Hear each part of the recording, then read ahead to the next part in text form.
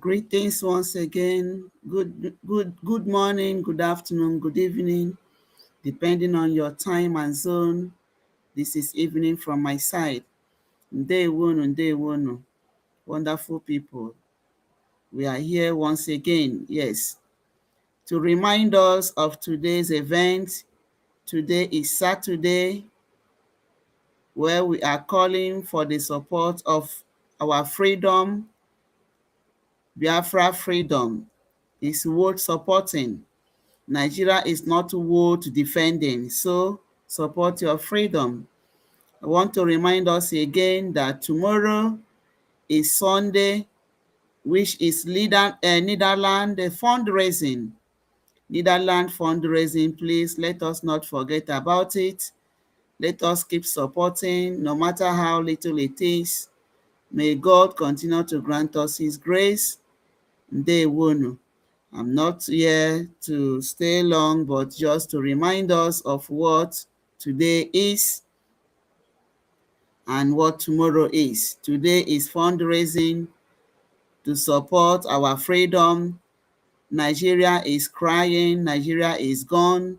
You see what is happening every day. They allow their children to be kept in the bush for 56 days or so. They went and paid money and brought back the children. Is that what you will continue to be suffering? Humiliation, mental derail? We cannot keep doing that. That's why we are calling that you should come and support your freedom. They heard Mazi Nnamdi Kanu thinking that everything about Biafra will stop. But what did they see? A very big surprise. Mazi Ekpa emerged.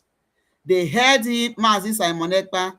They thought that everything is scattered. What did they see? Mazi Ogechukwu Nkere emerged. And here we are, moving forward, non-stopping. Imagine, they will say that Mazi Simon Ekpa is one Nigeria, Tinubu paid him, yet Nigeria is holding him.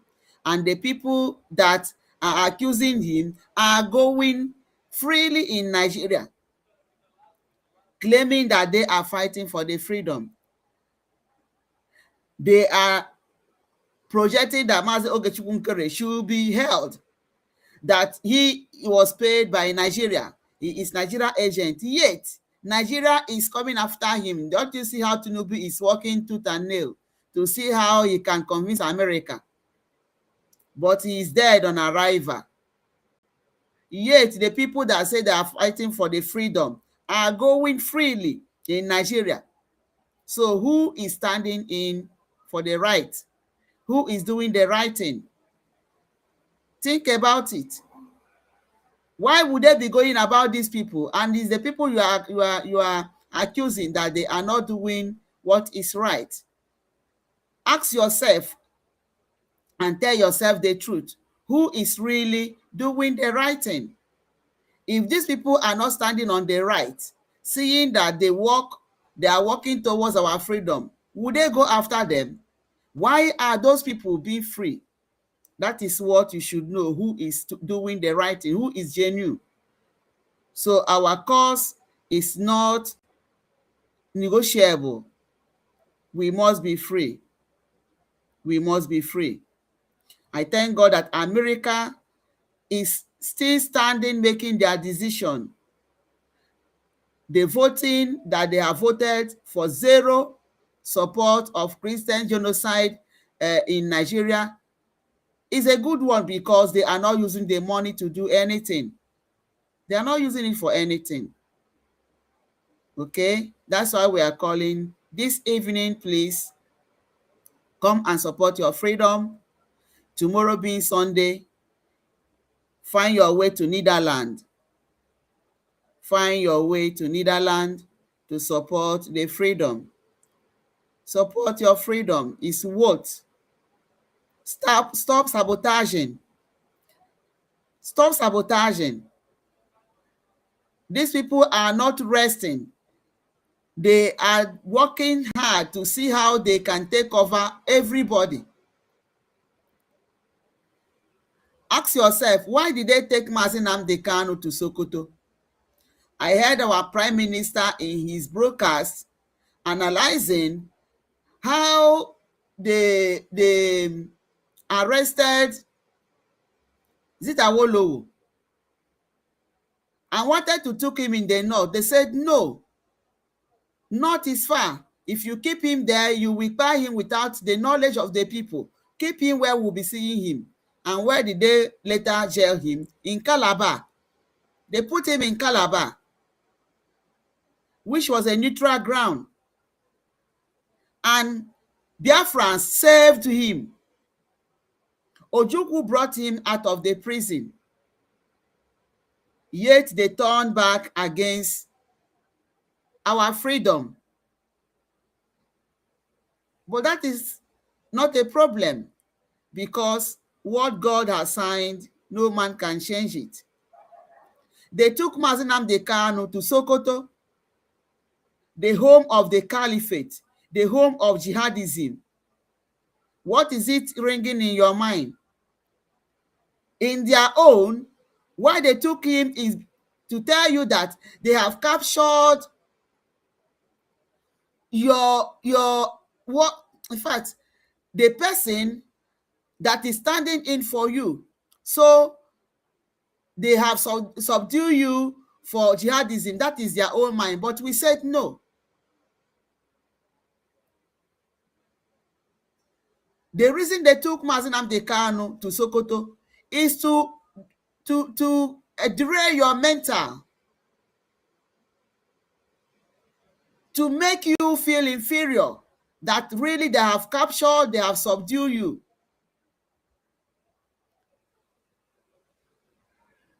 They thought that as they took him there, they will make him to bow down to their Islam. He will not do that. And we Biafrans cannot do that. That's why we'll keep raising the fire up, because our light must keep shining. Sokoto Caliphate cannot bring it down. Do not allow those people like Kanu Takanu, who has even called on European Union to repatriate all Biafrans. That is the person you are going to line up with his useless 100 men. When Mazi Nnamdi Kanu was crying for 100 men, they went inside their bedroom. Mazi Simon Ekpa came out and said, I am 50 among the 100. Go and look for the 50. And when the 50, more than 50 emerged, they see that they cannot destroy it. They are coming up again with 100 men. From where? Kanu Takanu and those people that are supporting him. He thought that he can use that 100 men to confuse people. It's people that don't know Kanu Takanu, that he hates even Mazi Nnamdi Kanu. He is one Nigerianist. He is fighting for his stomach. He's angry that his brother did not use this struggle for money. So he is for business. Don't yield to him. Stand on your freedom. Stand for your freedom. Support your freedom this evening and tomorrow. All right? As you do this, may God continue to guide and protect us, make a way for us and provide for us. As many that do not have, may God help us, that we will continue to do what is needful. In any way you know you can support, if it is your voice, please do. Do to create awareness that Nigeria is not working. Those that want to save Nigeria, they are joking, because Nigeria is gone completely. And the world knows. They know. They know about it. Please and please, do not lose courage. Let's keep supporting our Prime Minister and his entourage, the entire government Biafra Republic government in exile, they are doing wonderfully well. Keep going and keep moving. All right, so we want to remind us of the word of Michael Rubins. Michael, look at him here, a very strong ally of Biafra struggle, and we must get our freedom. Let's continue to listen to him from Voice of Biafra Television, VOB.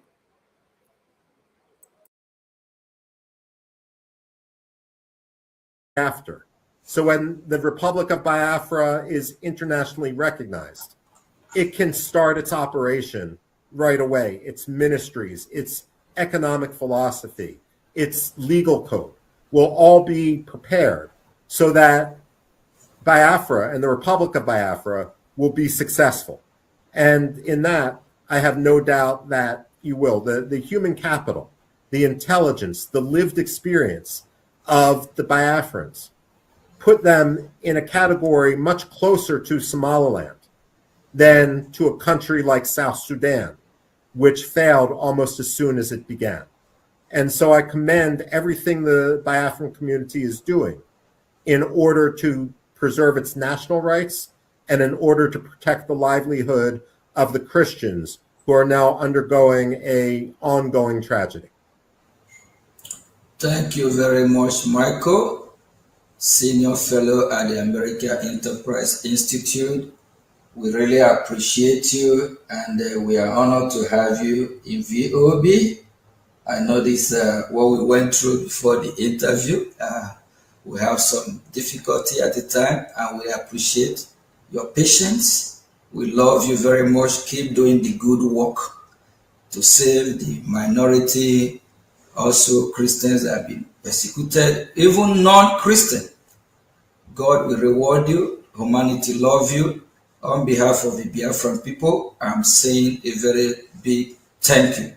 And the global community that know what you are doing, they love you very much because we know you are doing this from the bottom of your heart. And we have heard all you said, and we believe that those viewers that are listening and U.S. government, they know the right thing to do because Iran of Africa is Nigeria.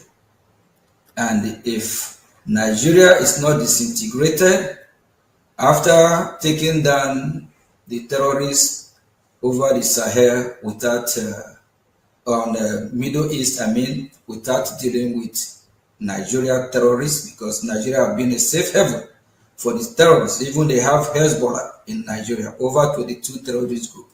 So after Iran, we believe Nigeria should be next, and Biafran people should be free, and every minority in that region deserves to also get their freedom. Thank you very much. We appreciate you. And I also want to let Biafrans know that Michael Rubin here, acknowledge the success of Biafra Republic government in Washington, of which we have been spreading the gospel, educating U.S. officials, because some Biafrans are not aware of this. And thank God that you yourself, you acknowledge it, that the work of our lobby, taking us to Washington, D.C. is paying off. Thank you very much, Marco. Honorable Minister of Information, please, before we let Michael Rubin go, we have, we run out of time already. So just go ahead. Thank you. Thank you, Dr. Michael Rubin, and we appreciate you so much. The Biafran people love you from the bottom of our heart. But there is something that is bothering us, the Biafran people. How is it possible that you predict the future? Well, we don't predict the future. You need to work for the future, and that's what gives me such hope when I see the Biafrans work to that common goal. Wow, thank you very much. In 2025, you said after Mali, Nigeria fall is the next. And today what you said has come to pass. That is why I asked the first question. How do you do it? The same way you had written and predicted about Iraq, Iran, and many other countries and many other nations, most especially every conquest agenda team that has to come to Islamize the entire nation. You're always on it. Michael, what is the secret of how you go about getting these facts aligned that they come to pass the right way? There is no secret. Look, I'm not a diplomat. I put diplomacy aside. Foreign policy needs to be based on reality and not wishful thinking. And when it comes to, and certainly not greed and commercial contracts. So when it comes to Alexander Stubb, it's clear that he's motivated by commercial contracts. When it comes to Anthony Blinken, there was too much wishful thinking. All one needs to do is look at what's happening on the ground in a country like Mali or in a country like Nigeria, and then that's the only thing which you should base your analysis on, even if it makes people, even if it's uncomfortable, even if it makes officials in Abuja uncomfortable. You only need to work in the realm of reality, and that's what I try to do. Thank you, Michael. I did ask one very important question to our previous guest, and I'll also throw it to you. Is it advisable to reintegrate Boko Haram terrorists or Islamic jihadist terrorists into the military formation, because this is what Nigerian government are doing? No, it's not wise. It would be self-defeating, and ultimately it would be laundering terrorists. Those who are in Boko Haram should be held accountable for any violence which they perpetrated, and those who were kidnapped into Boko Haram or who may not have been directly involved in violence should be rehabilitated, but not under arms in the military. And countries like Rwanda and countries like Morocco both have experience in how to accomplish this. The one thing one should not do is put them in the military when they have been indoctrinated into the ideology and into the extremism of Boko Haram. Thank you, Michael. I leave it there because of time, and we are so happy to have had you on the show. Thank you. Prime Minister, over to you, sir. Yeah, thank you very much, Mike. Really appreciate, and hopefully in near future, we have you on VOB again, where we might you might have more time, because your word and your insight, your knowledge is encouraging, it's uplifting.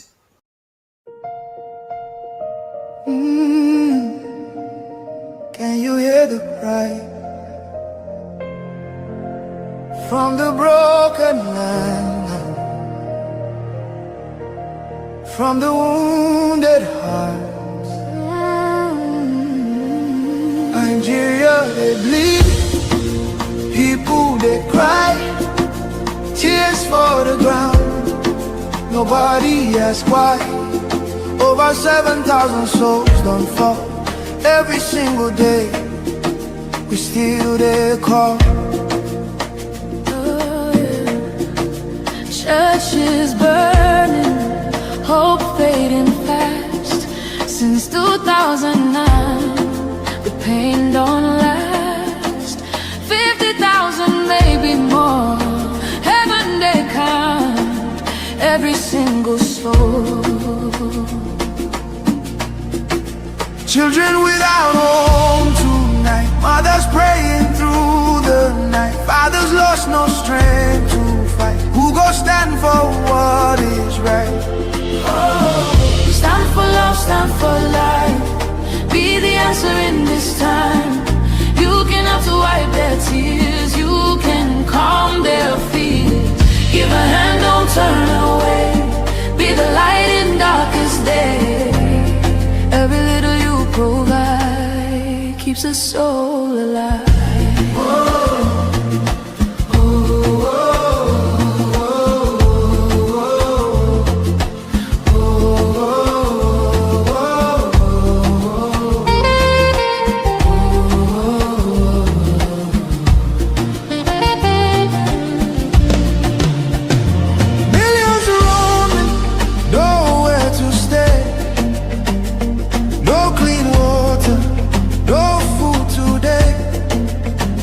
voices grinding chains, silent echoes filled with pain. 19,000 churches gone, but faith still rising, Holding on. in the ashes. Hope remains, love can heal the deepest pain. Shelter broken, dreams erased. Hungry hearts we can embrace. Let compassion take its place. Now's the time to show His grace. Stand for love, stand for life. Be the answer in this time. You can help to wipe their tears. You can calm their fears. Give a hand, don't turn away. Be the light in darkest day. Every little you provide keeps a soul alive. Food, water, shelter, hope. You can be the miracle they pray for. You can change a life today. No matter how small it seems, your love can rebuild their dreams. Together we can make a way. Keeps us all alive. Oh, no.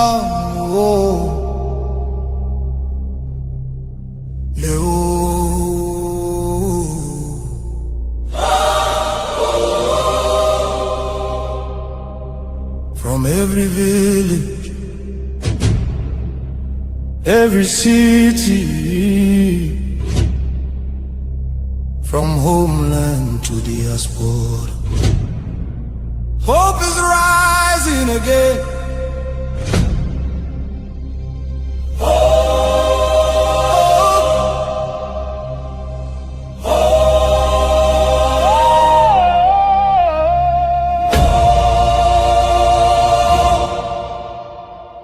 Biafra now our only hope. Biafra now our only hope. Hope for today, hope for tomorrow. No more pain, no more sorrow.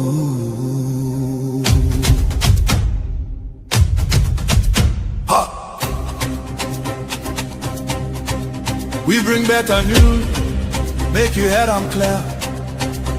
We get hope, now Biafra we dey see ya.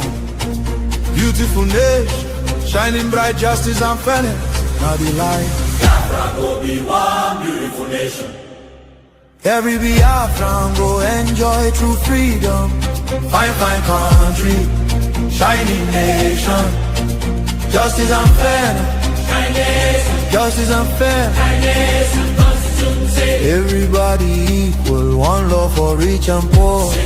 Leader or citizen, no different, justice go speak with confidence. No pressure, No discrimination, rule of law for the nation. Truth and justice go reign forever. Biafra go get strong and better. Where your home? Biafra, Who be your home? Biafra, Waiting be your country.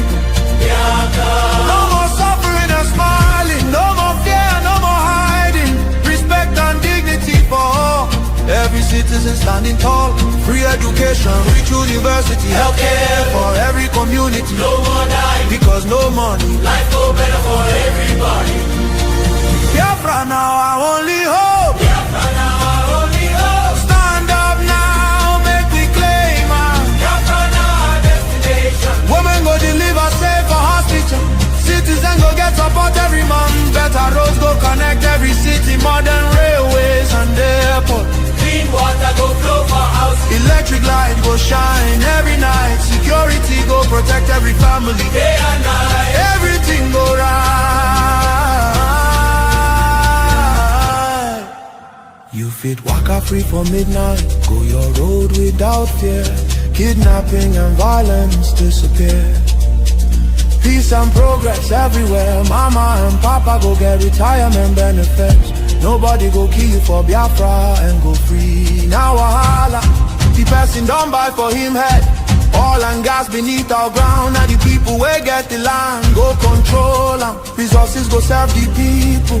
Prosperity go spread for all. Anything we dey for our land. Now our citizens go manage am. Development go reach every corner. Nobody go suffer again. No vote buying. No rigging game. Election fair and play. One woman, one vote. One man, one vote. Your voice go matter every day. Biafra now our only hope. Biafra now our only hope. Hope for today, Hope for tomorrow. no more pain, no more sorrow.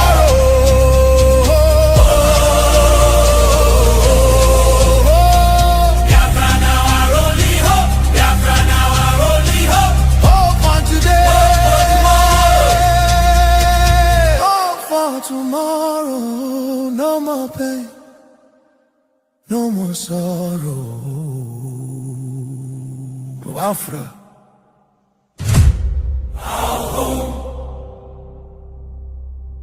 Our country, our future. Biafra now our only hope.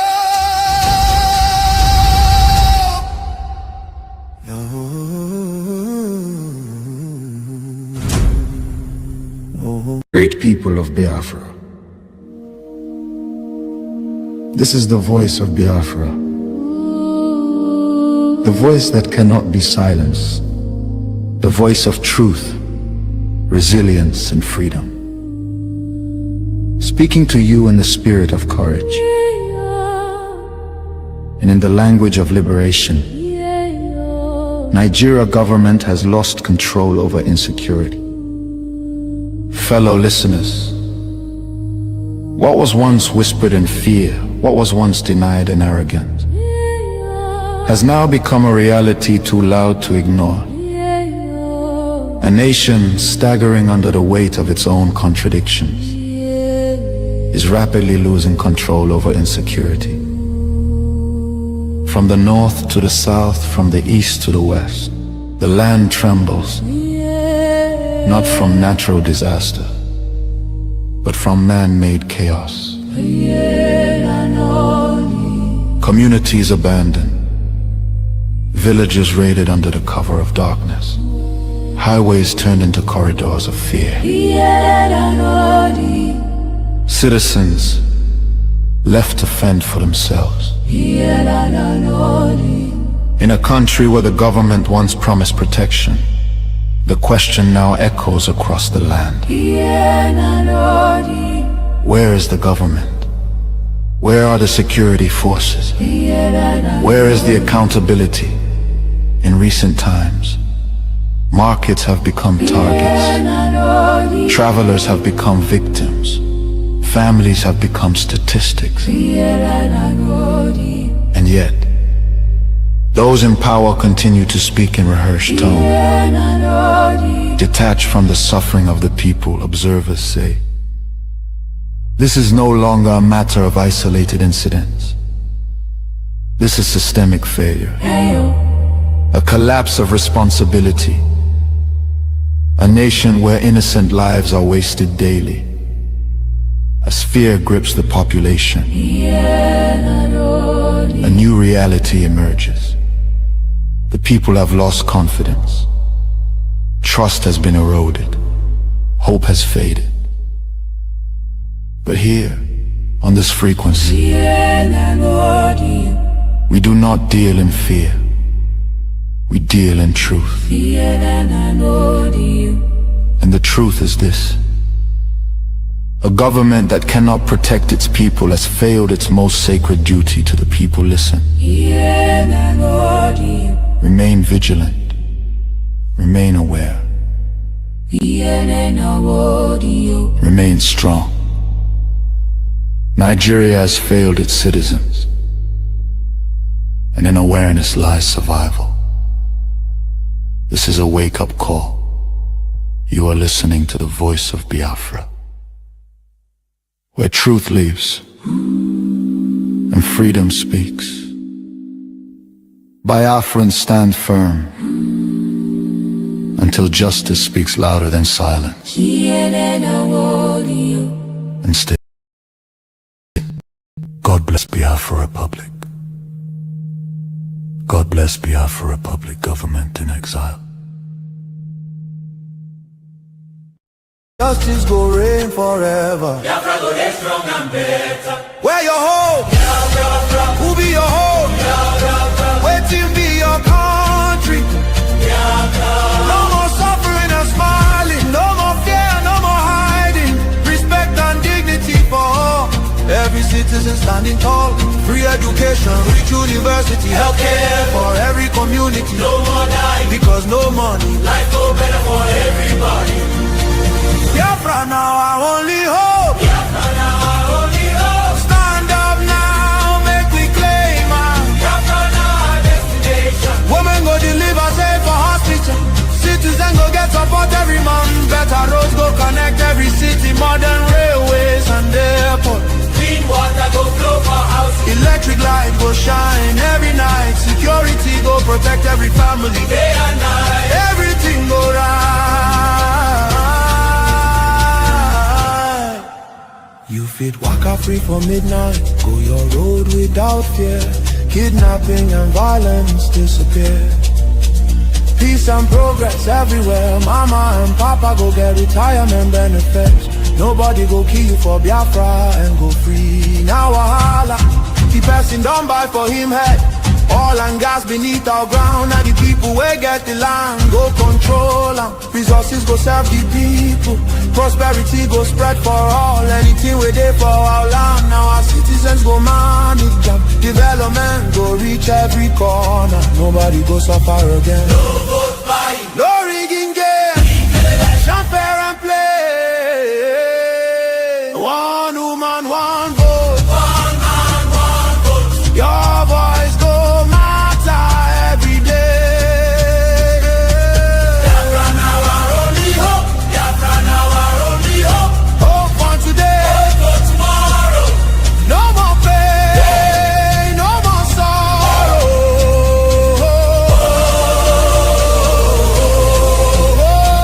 Biafra now our only hope. Biafra now our only hope. Hope for today. Hope for tomorrow. No more pain, no more sorrow. Biafra.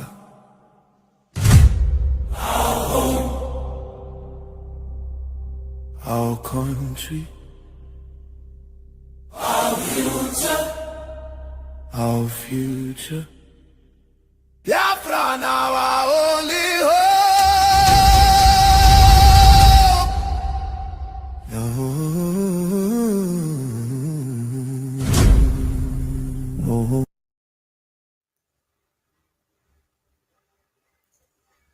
Greeting, fellow Biafrans and our allies and viewers all over the world.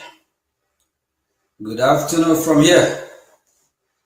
With me, I have our lobbyist, Elias, Washington, and Madison. So he's going to give us a brief update of our activity lately in Washington, D.C., and we might have some few minutes for interruption.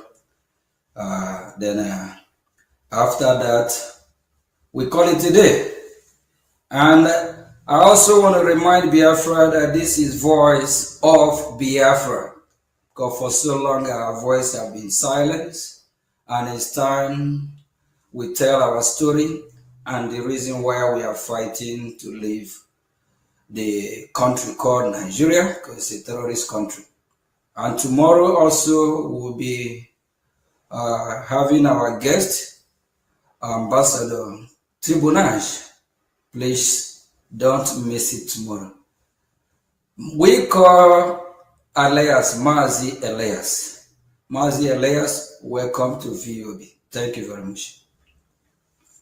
Thank you, Mr. Prime Minister, Your Excellency, it's an honor to be here on Voice of Biafra. This is quite an honor, and I'm glad to be here as you inaugurate this new program, which will spread the Biafran message across Biafra and West Africa. We're just here today to, as was said in the flyer, to provide an update here from Washington, D.C., to have an organic discussion and touch base with our wonderful viewers and listeners.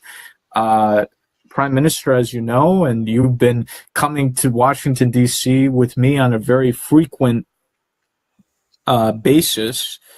We're making very significant breakthroughs in the relationship between Biafra and the United States, and we're now at the beginning stages of what is an unofficial relationship between BRGIE and the U.S. government, which is growing significantly and which will eventually become an official relationship when Biafra is a recognized independent nation state. The things that we're discussing with the U.S. government are unbelievable. I think, as you know, some of the things that are being considered would not have even been thought of even just 1 year ago. To quote one of the influential officials here in Washington, D.C., the U.S. government views Biafra as very important and will be of increasing importance.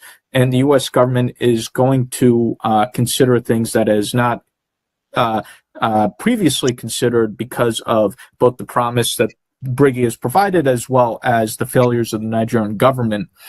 One thing I want to relay to our viewers is that they should feel very hopeful that Biafra is going from a dream into reality, but they also need to understand, given the nature of what Biafra is, given the nature of the sensitivities involved, a lot of our cooperation or progress with the U.S. government will be done so in a discreet manner, because Biafra is in the process of seeking its independence from Nigeria. It is what you would call a non-state actor.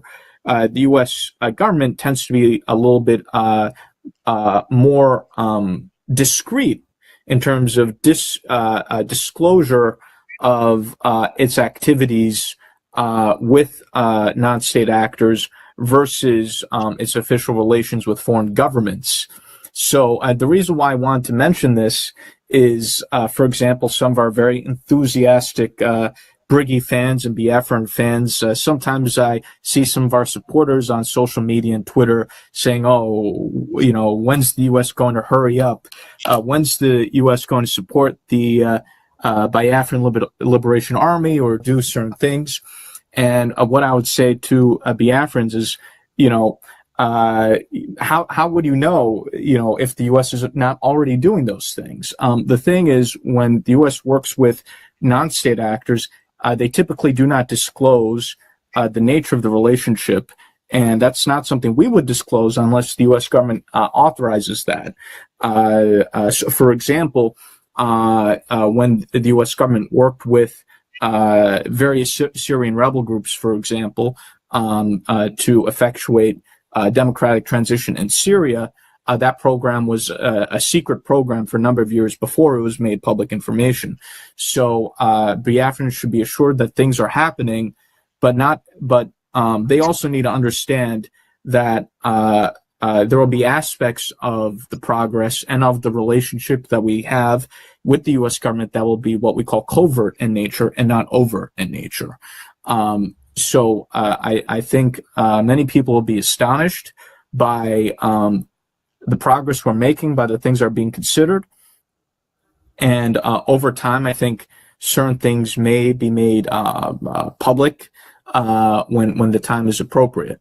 But we are trying to bring Biafrans along by publicizing the aspects of what we do that we can. For example, photos of meetings, with U.S. officials. And we saw the Prime Minister had that very nice photo of him posted by very senior Trump administration official Leo Terrell. And he had a very there was a nice photo of the two of them that the Honorable Mr. Terrell posted. So we will be publishing our meetings, but the discussions that we have, the censored programs that are being considered are not things we'll be discussing publicly, not at least until our counterparts in the U.S. government think it's appropriate to publicize certain activities. So I just want to tell Biafrans that if they know what me and the Prime Minister know, I think they'll be very excited, and we will continue to carry everyone along to the extent we can by publicizing certain meetings and certain activities. And I think that's what's distinguished the Biafra Public Government Exile, is that when we have meetings that we can publish, we publish those meetings. And so the Biafrans have a sense of the activities that we're doing. And there's a fine line between discretion and transparency, because, we want to show that the Biafra government wants to show that it's doing the work. At the same time, the Biafra government wants to protect confidentiality. And so it has to thread that needle in the middle of both demonstrating accomplishments while at the same time protecting sensitive discussions. And I think the Biafra government is doing a good job of balancing that. So I want to say that this is a great honor to be here. I think the progress we're making, to be honest, is even much faster than I had anticipated.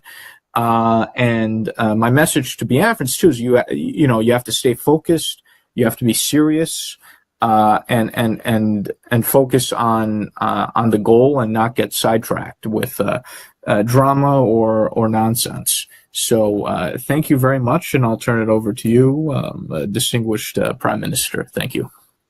Thank you very much, Honorable Elias.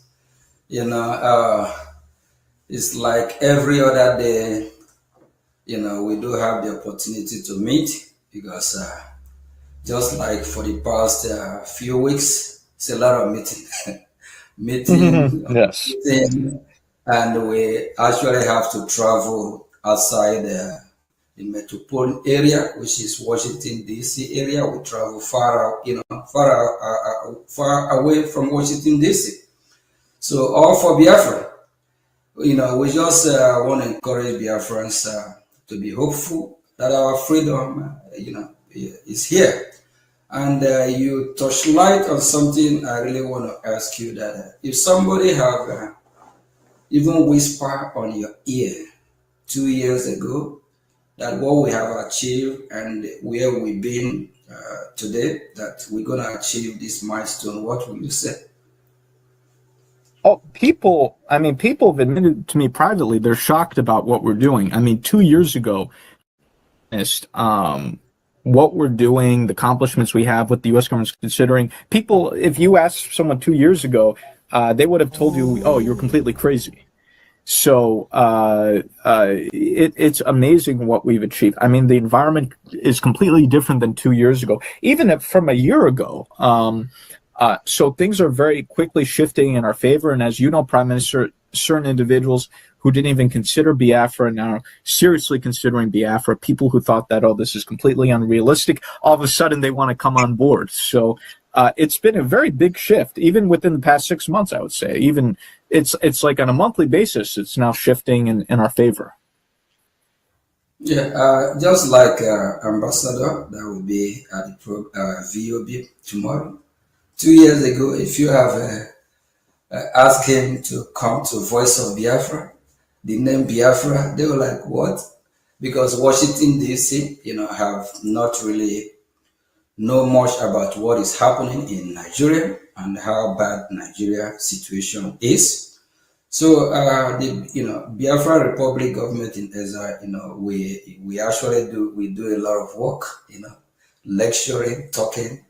Like our last meeting, if you recall, we spent almost 2 hours, right? Yes, correct. Yes. Yes. Yes. So talking, and now Washington ear is wide open. They want to listen. And the good thing about it is that most member of Congress, they are willing to be part of this. They want to be involved because it's disturbing seeing what is happening from Nigeria, how they are killing, hanging people, beheading people, burning people alive. It's disturbing. Even our last meeting, I recall asking this member, they want me to show him some horrible. So I'm glad that Washington D.C. Now start talking about Biafra. And the last hearing of which Senator Ted Cruz just a few days ago he was there, and Dr. Wale was there. Even Mike Hanoi, you see them, like somebody like Mike Hanoi, just few months ago, even few weeks ago, when you talk about Biafra separated from Nigeria, he will tell you, no, no, no. So we can hear him say that, it's time to divide Nigeria. It's an option now. It's no two ways about it. And we also hear from former President Trump advisor, Dr. Wale, also talk about Biafra. So Biafra must be free, and we are glad that people in Washington, congressmen and women, are now reasoning with the Biafran people, because this truth is out there. It's no longer hidden. You can just tell that even after the president of the free world warned Nigerian government to make sure that they secure, they secure the life of innocent citizens, whether Biafra or Nigeria. What is still end up massacre after massacre, killing after killing. So Washington don't want to turn a blind eye anymore. And we believe that after Iran, we we believe after Iran, Nigeria will be next, because Nigeria is actually a part two of Iran. They work together. Iran also sponsor a terrorist in Nigeria. Even in northern part of Nigeria, you agree with me. Based on our information, Hezbollah is supposed to be in Lebanon, correct?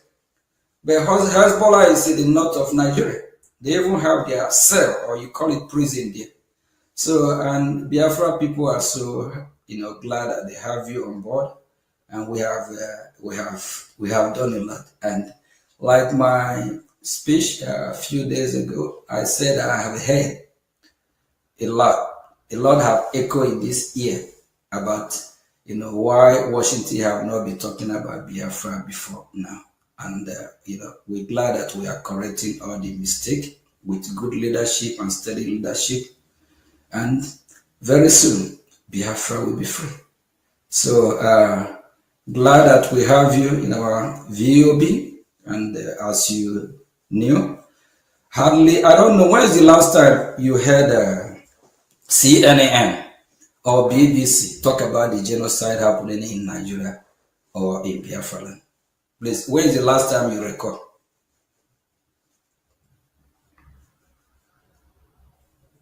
Honorable Elias?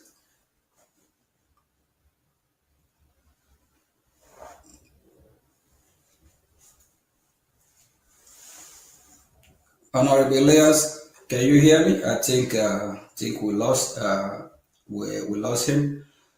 Nigeria, all the gutter media in Nigeria have not been talking about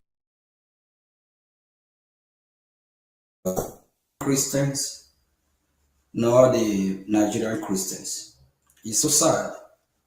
BBC as well, they are not reporting it, but we are glad that with this platform we have, we'll make sure that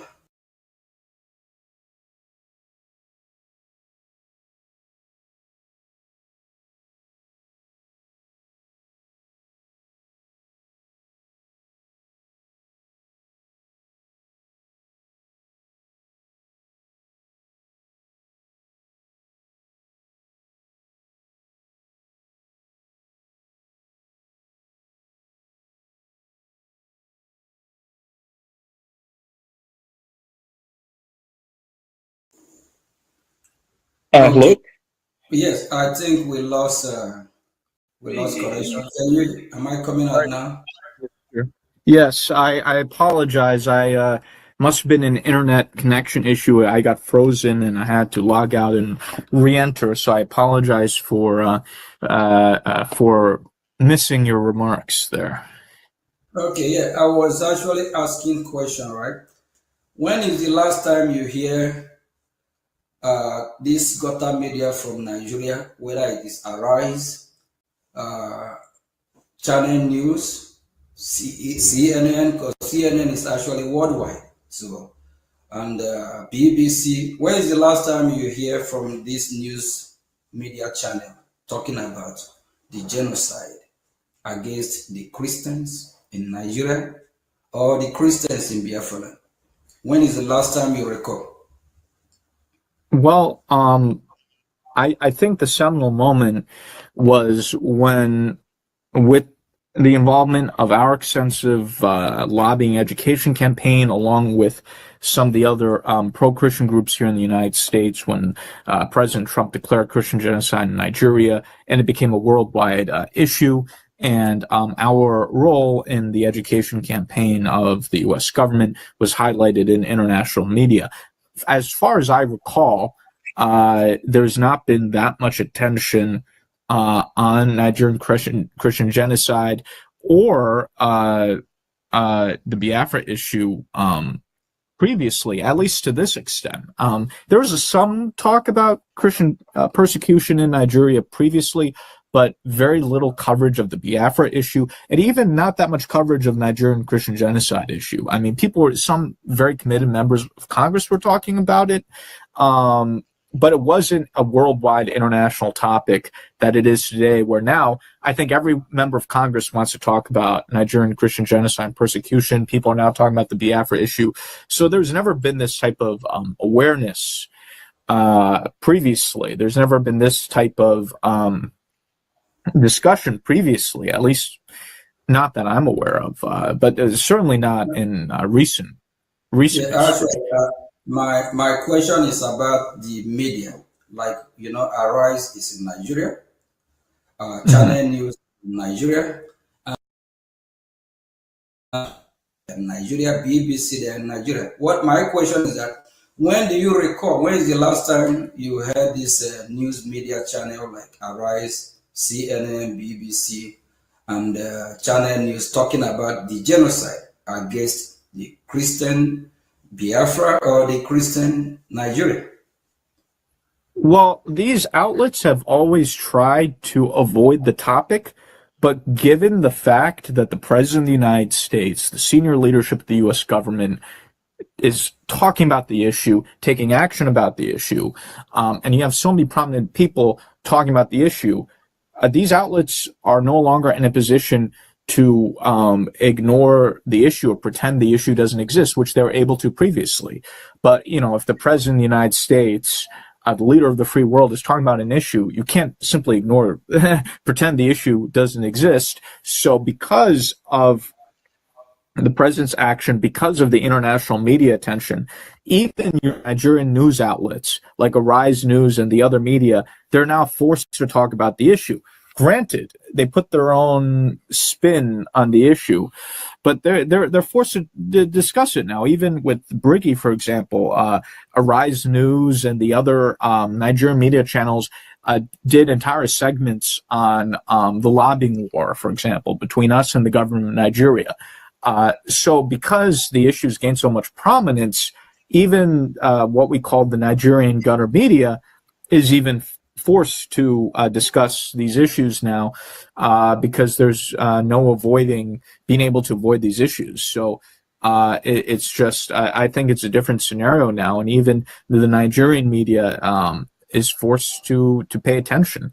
And for the first time, they're discussing BRGIE and the lobbying war between us and the government of Nigeria. So I think when we have, that's why what we're doing is so important, because if you don't have U.S. government attention, it's just very easy for Nigerian media and the Nigerian government to pretend the issue doesn't exist or to ignore the issue.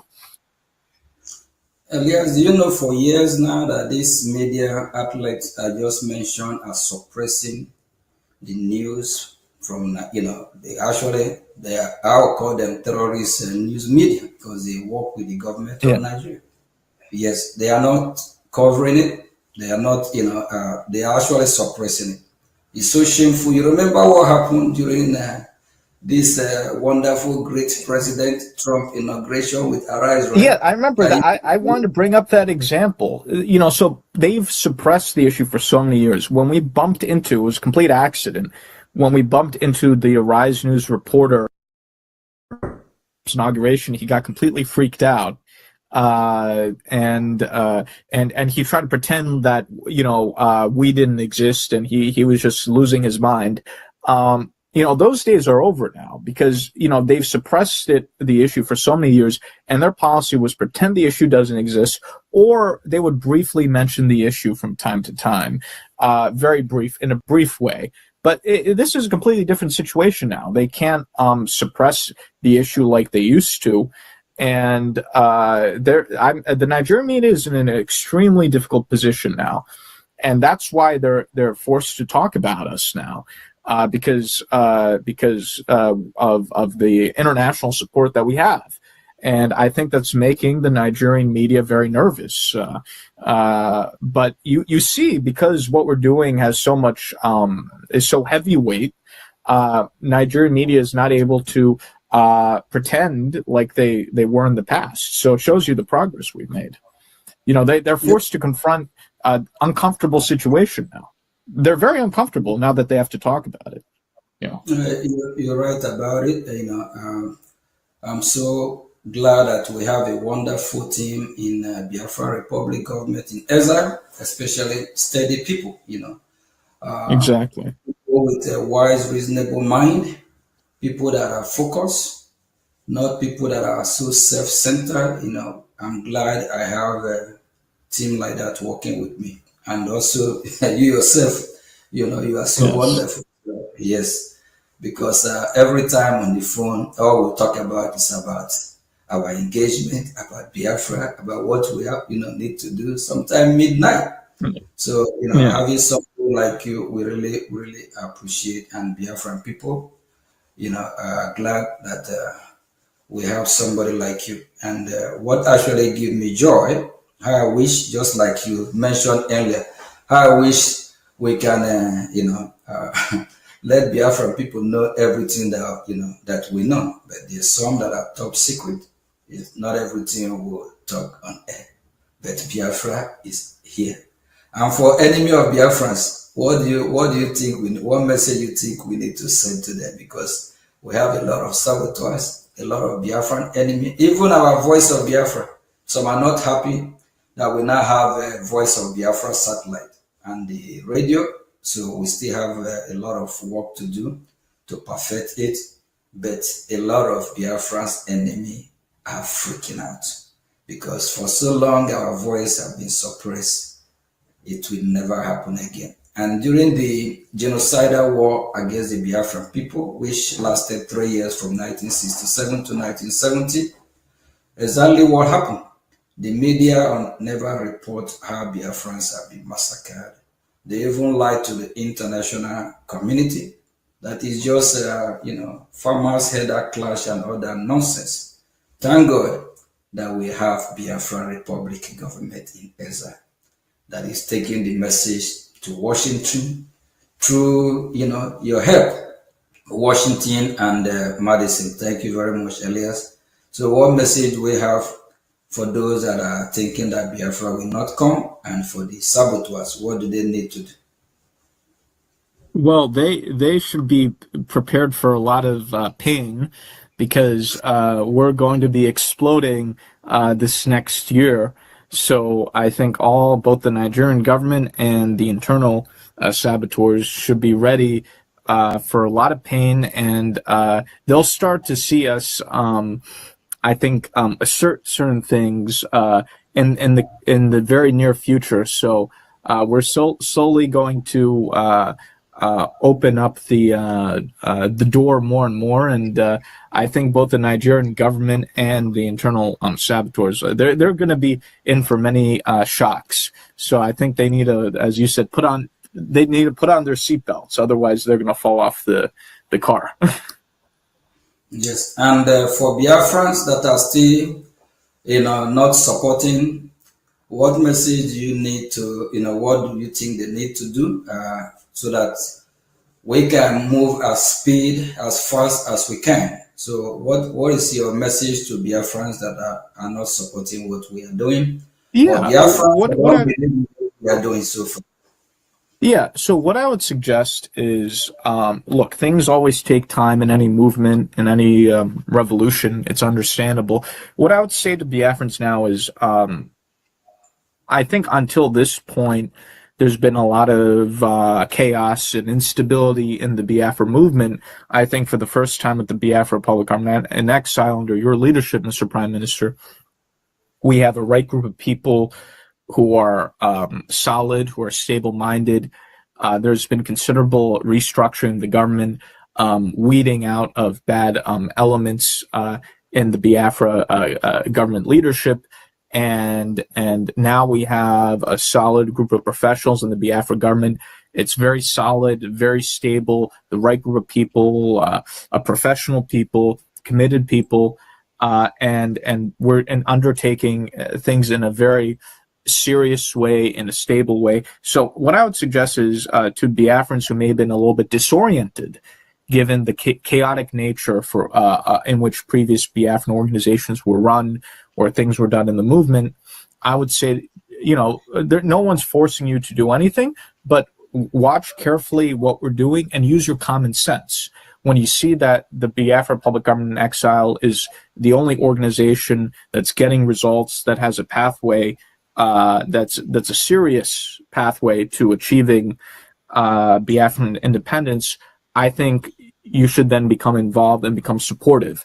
It's understandable that some Biafrans, given some of the amateurishness and mismanagement of previous Biafran leaders, are maybe somewhat reluctant to get involved. They're watching what's happening. But I think now that the Biafra Public Government in Exile under your leadership, Prime Minister, has shown incredible stability, incredible effectiveness, no drama, no chaos, which has always plagued previous Biafran leaders and organizations. I think it should encourage Biafrans to feel comfortable enough now to jump on board the winning train. So I think this is a turning point. For the first time, we have a Biafra organization with the right people, that's very stable and that doesn't have any crazy drama or nonsense. And I think that's very important. I think for whatever the reasons, there was a lot of chaos and drama previously, but that's no longer the case. So I think because we're in the situation we are in now, that should encourage Biafrans to feel comfortable to now get involved with supporting the Biafra Public Government in Exile. And there are many ways to get involved. Not everyone has to get involved in a public manner. You can people can support behind the scenes. So I think now Biafrans who should take a new look carefully at what BRGIE is doing, and I think Biafrans who have common sense and who are thoughtful can look at what BRGIE is doing and make a judgment for themselves. And I think based off of that judgment, they should be inclined to be supportive and to get involved, because I think BRGIE is doing all the right things. And I think everything is now laid out in a way that Biafrans can now join in and be supportive. It's understandable that some Biafrans were a little bit confused or reluctant in the past, but now that things are clearing up and everything is laid out with the BRGIE structure that we have, I think Biafrans should set aside past conceptions or notions, look at BRGIE with a fresh pair of eyes, come to conclusions on BRGIE's effectiveness, which they'll see that it's been very effective, and then come on board and be supportive. This is the time. This is the right time for the Biafrans to join, to come on board the winning train and support BRGIE. Thank you very much, Honorable Elias. Thank you, and thank you for all you do. And based on your understanding as somebody who worked closely with United States of American government, of which you also represent in a lot of countries from Africa, is there any other government, Biafran government, that is working hardly, very hard, or working with United States of America government, apart from BRGIE, that a government that that probably still that one can look up, even a U.S. government FARA document showing that this group or this government, they are fighting to liberate Biafra people. Is there any other government, based on your own knowledge or understanding, apart from Biafra Republic government in Gaza? Yeah, BRGIE, the Biafra Republic Government in Exile, is the only government in exile, not just only government in exile, but is the only Biafran political entity, you could even say, that has high-level relations with the U.S. government. While there are various Biafran groups that exist, the Biafra Republic Government in Exile is the only one that has a close working relationship with the U.S. government at high levels and is trusted by the U.S. government. Therefore, I think it's critical that any other organization be in touch with the Biafra Republic Government in Exile if they're interested in engaging with the U.S. government. They should do so through the Biafra Republic Government in Exile. So BRGIE is the key organization with relations with the U.S. government, and as such, BRGIE will play a critical role in the future of Biafra, and BRGIE cannot be in any way circumvented from decision-making on Biafra, because any attempt to go around BRGIE in some way means you're trying to also cut out the U.S. government. So BRGIE is the only organization that has that's viewed in a serious way by the U.S. government.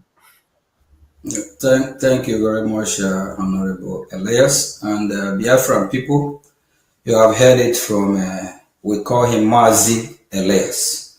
So we Biafrans have given Honorable Elias a title as well, Mazi Elias.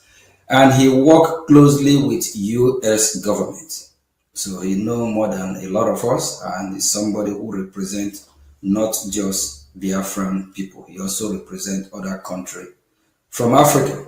So this is his field, this is his profession. So he has given the Biafran people, a well meaningful advice. If you're a Biafran and you love freedom for your people, you love freedom for Biafra, come on board, support Biafra Republic government in Israel. This government is government of the people, by the people, and the government officials, they are servants of the people. These are men and women that volunteer their time, their effort, their energy to serve the people of Biafra. Please, you are welcome on board. Any group that you are affiliated with, you are welcome to join Biafra Republic government in Israel, the government that is working closely with United States of America. And I, as the Prime Minister of Biafra Republic government in Israel, I am a living witness. I have had series of meetings with U.S. government officials. So I heard what echo in my ear, and I also heard what we need to do, and their advice, and what is expected of us.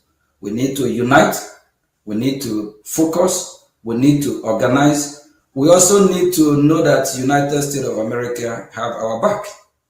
The question is that how ready are we? Are we ready for our freedom?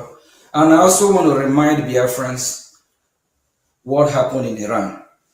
Why Iranian citizens are protesting on the street, even not minding that the Iranian terrorist regime is killing the citizens of Iran.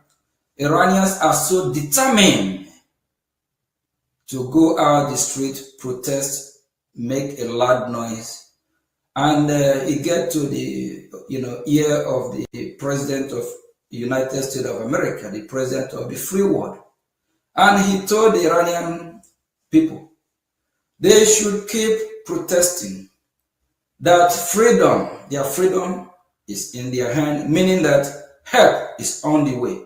If the Iranian people have stopped protesting, sending a strong signal to the world about what is happening, if they have stopped to alert the world that they are ready to be free, do you think what is happening in Iran today will be happening? And do you know that very, very soon the people of Iran will be free? So my fellow citizens of Biafra, we need to make some noise. We need to show how serious we are.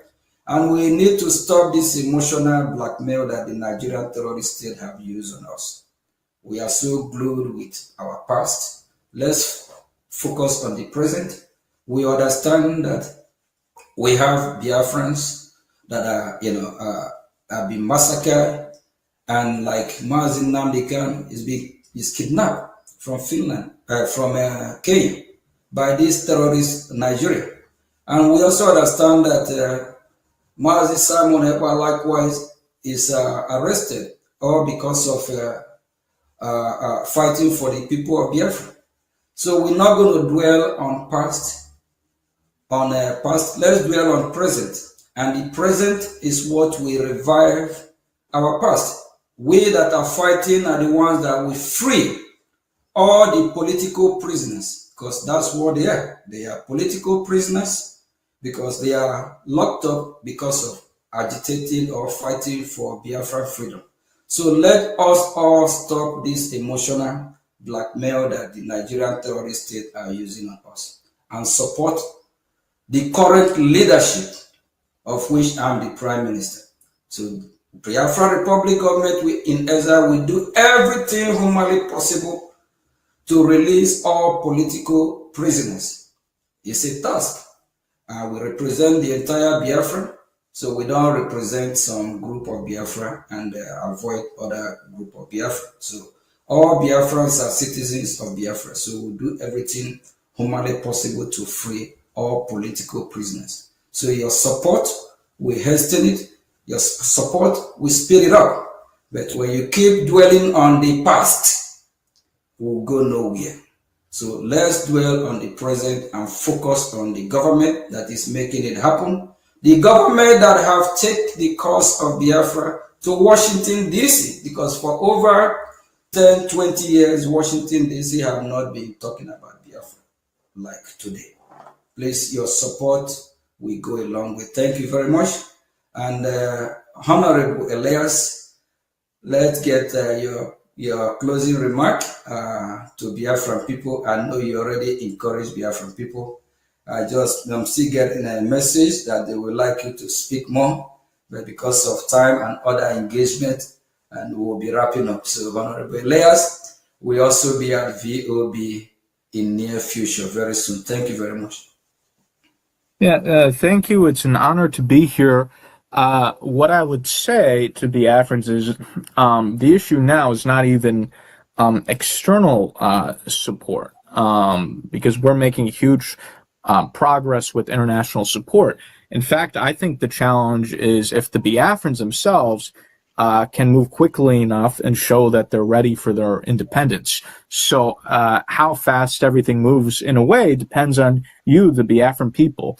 And I think you need to show seriousness. I think you need to show determination. You need to show commitment. And when you have, let's say, Biafrans that are, talking about, 2027 elections, and people in the Southeast voting for these Nigerian politicians, and all this sorts of stuff, that shows lack of seriousness, right? So there needs to be seriousness. There needs to be commitment. There needs to be an understanding that we're dealing with international diplomacy at this point, and not noise making, and not all this emotionality. So I think the Biafrans have to show greater seriousness and determination. And part of this will, yes, depend on external support, but part of it will also depend on the Biafrans themselves. If you show the necessary level of maturity that's needed for what we're trying to embark on. So thank you, and it's an honor to be with you today. Thank you very much, Honorable Elias, and I'm still going to be seeing you in a few days. We have other engagement in Washington, because it's all we do. So it's all about Biafra, freedom of Biafra, freedom of Christians, whether in Nigeria, Middle Belt, Biafra, is our job, and we have to free them. So the voiceless, we have to make sure that we send the message to the international community to come to our aid, and why we Biafrans also need to focus. It's time that we change the dimension. It's time that we all align with Biafra Republic government in exile, the leadership of which I'm the Prime Minister. So Washington, D.C., U.S. lawmakers in Washington, D.C., they are pleased to have somebody like me, and they are pleased to know that I'm steady, and I'm somebody with common sense. I'm not somebody that they cannot count on or rely on. That's what matters. So last week we traveled out of town for a very important gathering, of which we also have some very meaningful meeting. Just a few days ago in Washington, I came across some of the members that we met at the occasion. They remember who I am, and they always say good luck, in what we are doing. So they wish us well, because they know we are fighting a just cause. Please, if you're a Biafra, support the current leadership. Ask yourself question. If this leadership of BRGIE is delivering, the answer is yes. Of which Honorable Elias pointed out earlier. He also talked about how the Nigerian newspaper have talked about our impact in Washington, D.C. Actually, there's a time they are attacking us, right? They said, yes, but now Nigeria as country of particular concern we are the one behind it. Yes, we play a very vital role. But you go ahead. Yeah, Prime Minister, even the Nigerian government media, if you notice, if you watch Rise TV, unlike previously when they let's say mocked IPOB or mocked different Biafran leaders, now they even the Nigerian government media is very careful in the way they talk about you and BRGIE, because they're now reporting on these international news stories about you and BRGIE, and they're much more careful now with what they say, and they're a little bit more respectful. So the Nigerian government media is very they feel a little bit nervous. I think they feel very nervous. Yeah, because our message is sinking in, and I also want to appreciate Biafrans that are active in social media. Just like Mike Anoy that we talked about earlier. We remember months ago, if you talk about Biafra or about separation, before, it's all about how things will work, one Nigeria, but, based on what he himself observed and what he has seen, he came to a conclusion that Nigeria will not work, that Nigeria will not just work. And that also draw my attention to this group that are calling Save Nigeria group. I laugh, know why I laugh, Elias? I remember Gowon, right? Gowon is from Middle Belt. Yeah, Gowon fought and he killed Biafrans in millions. He tried to save Nigeria. Gowon try hard, very, very hard to save Nigeria.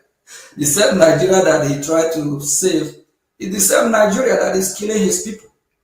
Even our former leader, Ojukwu, told Gowon that Gowon would be alive and watch Nigeria kill his people. And it's happening. Yes. Yeah, His community is being killed. Is the one being killed? Yeah. The one that tried to save Nigeria, just like this young man I call Henso, whatever his name is. I'm like, what's wrong with him? You can't save Nigeria. Or you can't. A former president named Obasanjo said Nigeria insecurity can never stop. Obasanjo said Nigeria insecurity can never stop. That means what is happening, it just can't stop. And I thank God that Washington DC is beginning to realize, like one of the speaker at the hearing just a few days ago, he compared Nigeria to like Yugoslavia, right? Yes. Yes. So Nigerian people, they need to go and get their own separate country. So like if the Fulani people, if they believe Nigeria is their country, they can go coexist with the North, like the Hausa. We call them Hausa Fulani. So we encourage the Middle Belt. Nigeria can't be saved. Don't deceive yourself. And the funny thing is that the more they try to save Nigeria, the more Nigeria killed. It happened in Lekki Toll Gate. While Nigerians are waving Nigerian flag, protesting against police brutality, Tinubu, the same terrorist president, do you know that Tinubu ordered the military to open fire and kill a lot of these people protesting for freedom? Not to even these people at Lekki Toll Gate, not that they are protesting to exit Nigeria. They are just protesting for better Nigeria then.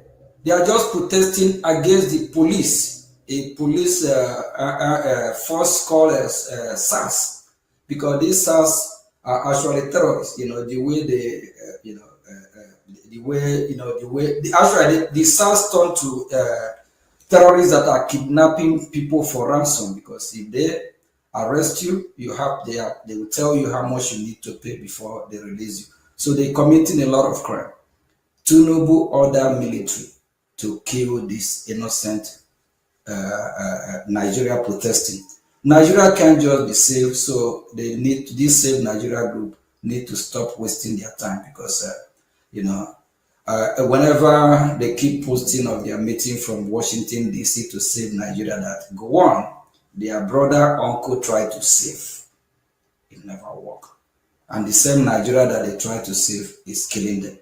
So it's high time Biafran people wake up, since they know that Nigeria can never work. Please support Biafra Republic government in Ezra. Biafra is here. We need to be more organized. We need to be more serious than ever before. So how I wish I can break some news that will make your day, but just believe me when I say Biafra is here. So there's a lot of talk going on. A lot of countries that want to support Biafra. They are just waiting for the... Elias, what are they waiting for? Go ahead. Green, what? Well, they're waiting for green light. So Biafra is yes, here. green light, yes. Biafra is here. So they are watching us. Thank you very much. Thank you from here. And thank you for being our first guest in VOB, Voice of Biafra. And, we are happy that... Go ahead. It's a great honor for me. It's a great honor. Yeah, thank you very much. Thank you. God bless you. Thank you. Thank you. Thank God bless you too. All right, have a great day, Biafrans. Prime Minister, Yeah. thank you. Thank you. Thank you. Thank you very much. Biafran people, I hope we are ready for our freedom. Our freedom is in our hand. Our freedom will not be given to us in a platter of gold. If you hate me, don't hate my message. Don't hate what I represent. Don't hate what Mazi Ogechukwu Nkere is fighting for. I'm fighting for the freedom of Biafra. Of which freedom of Biafra is your freedom, is my freedom as well. Freedom is beautiful. It's so sweet than honey. Freedom is priceless. It's worth more than gold. We dream for a Biafra where the security will be touched, not the best of best. Where you can leave your door wide open, travel far and wide, come back without anyone going in your house to steal any of your belongings. A Biafra where midnight you can walk on the street of Biafra without Islamic jihadist terrorists kidnapping, chasing you. A Biafra where you have a steady electricity. A Biafra where you have good education system. A Biafra with hope. A Biafra where everyone from different countries of the world we want to live. A Biafra where people want to travel, like the way people travel to Dubai, America, Hong Kong, Singapore. A Biafra that will bring positive vibe to the global community. A Biafra that will be love. A Biafra of live and let live. A Biafra where neighbors will love themselves, cherish themselves. A Biafra with the same ideology, not like Nigeria, where you have this Islamic jihadist terrorists with different ideology. While you are preaching peace, while you are preaching unity, while you are preaching live and let live. The Islamic jihadist terrorists of Nigeria are preaching hate, while they are preaching jihadism, how you will be killed. With your support, with your help, we can all achieve this milestone. It's our dream. Our forefather dream, when are we going to be free? That is the reason why our leader, Ojukwu, resurrect the hope for Biafran people, for us to be free. Because we deserve to be free as free people.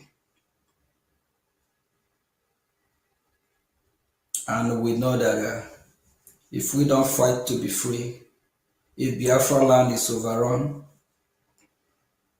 the West should prepare that these terrorists will attack them, even from Biafra land. That is, if they succeed, capture Biafra. We encourage the West to support Biafran cause. We also encourage United States of America to hasten up so that we can all fight this one common enemy, this terrorist state of so-called Nigeria. Thank you, thank you, thank you, thank you. And for those that will be supporting now and those that will support later, we appreciate you. We appreciate all of you sacrifice. Thank you from here, and God bless you.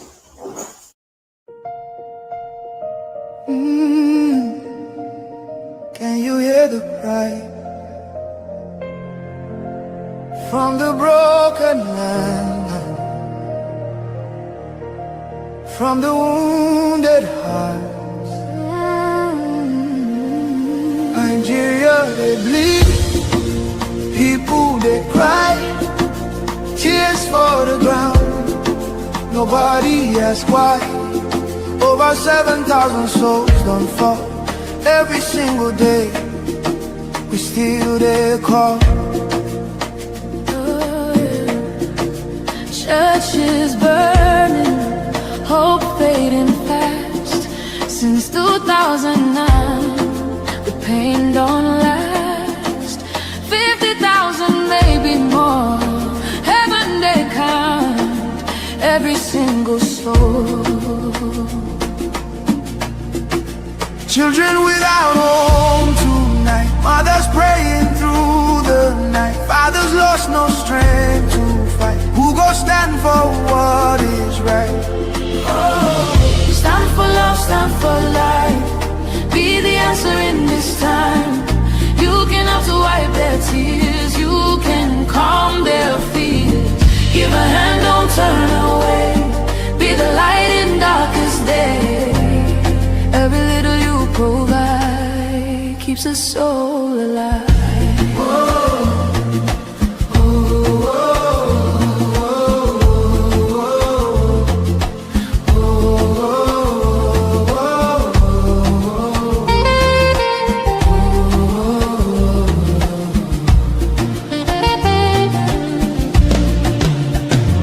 Millions roaming, nowhere to stay. No clean water, no food today. Kidnapped voices crying in chains, silent echoes filled with pain. 19,000 churches gone, but faith still rising. Holding on. In the ashes, hope remains. Love can heal the deepest pain. Shelter broken, dreams erased. Hungry hearts we can embrace. Let compassion take its place. Now's the time to show His grace. Stand for love, stand for life. Be the answer in this time. You can help to wipe their tears. You can calm their fears. Give a hand, don't turn away. Be the light in darkest day. Every little you provide keeps a soul alive. Food, water, shelter, hope. You can be the miracle they pray for. You can change a life today. No matter how small it seems, your love can rebuild their dreams. Together we can make a way. Keeps us all alive.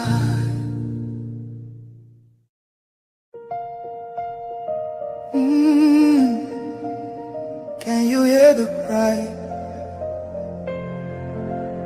from the broken man, from the wounded hearts? Nigeria, they bleed, people they cry, tears for the ground. Nobody asks why. Over 7,000 souls don't fall. Every single day we still their call. Churches burning, hope fading fast. Since 2009, the pain don't last. 50,000, maybe more. Heaven they count every single soul. Children without home tonight, mothers praying through the night, fathers lost no strength to fight. Who go stand for what is right? Stand for love, stand for life. Be the answer in this time. You can have to wipe their tears. You can calm their fears. Give a hand, don't turn away. Be the light in darkest day. Every little you provide keeps a soul alive.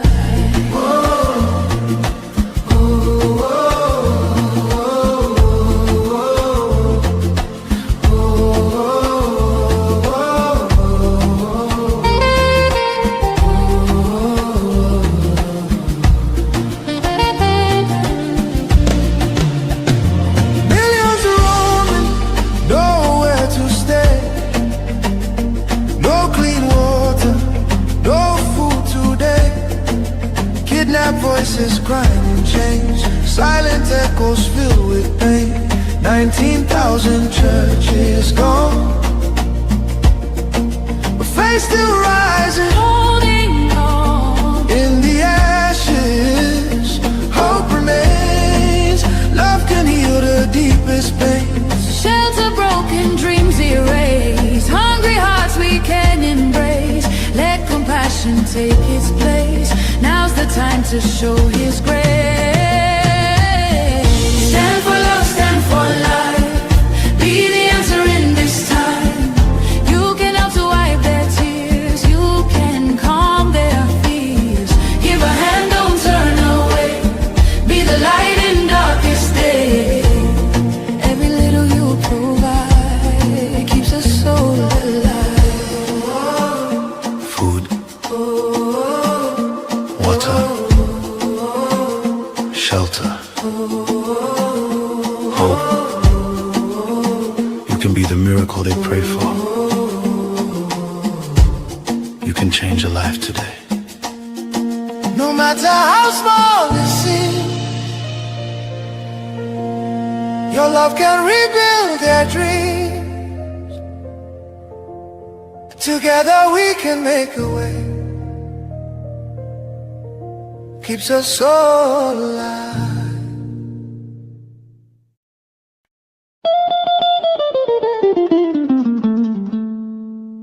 In the heart of Africa, a nation bleeds. Not from a single wound, but from 1,000 cuts, inflicted by a false union, never meant to endure.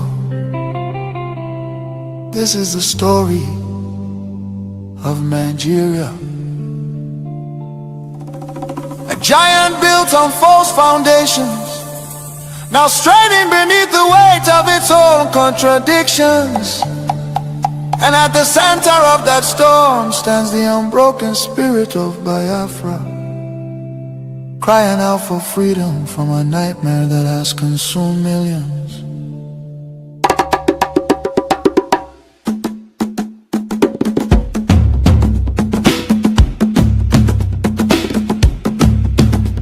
It began with the rivers of blood in 1966. Thousands of Biafran men, women and children, professionals, traders, students and families who had built lives across the Federation became targets in the northern city, fueled by ethnic hatred and religious hostility. Mobs descended upon innocent civilians. They were slaughtered in their homes, in crowded markets, and aboard trains carrying desperate families back to the east. Streets were littered with bodies, rivers choked with corpses. Survivors returned to the east carrying trauma, grief, and the painful realization that they were no longer wanted in the Nigerian Union. Biafra, Biafra, Voice of truth and freedom. Biafra, Biafra. The rising sun will rise again. Then came May 30th, 1967. A desperate act of survival. What followed were 30 months of unimaginable devastation. The Nigerian military, armed and backed by foreign powers, including Britain, Russia and Egypt, surrounded the young republic. A total blockade was imposed. No food, no medicine, no escape. Starvation became a weapon of war. 5 million, mostly civilians, many of them children, perished during what was not just a conflict but genocide against Biafra. Bombs fell on markets, hospitals and villages. Communities were razed. The world watched in silence while famine hollowed the faces of innocent children. Some nations spoke out, but many turned away. The war officially ended in paper in 1970 under the declaration, no victor, no vanquished. Yet for Biafrans, the suffering did not end. Their properties were confiscated, careers destroyed. Biafrans were given only £20 regardless of how much they had.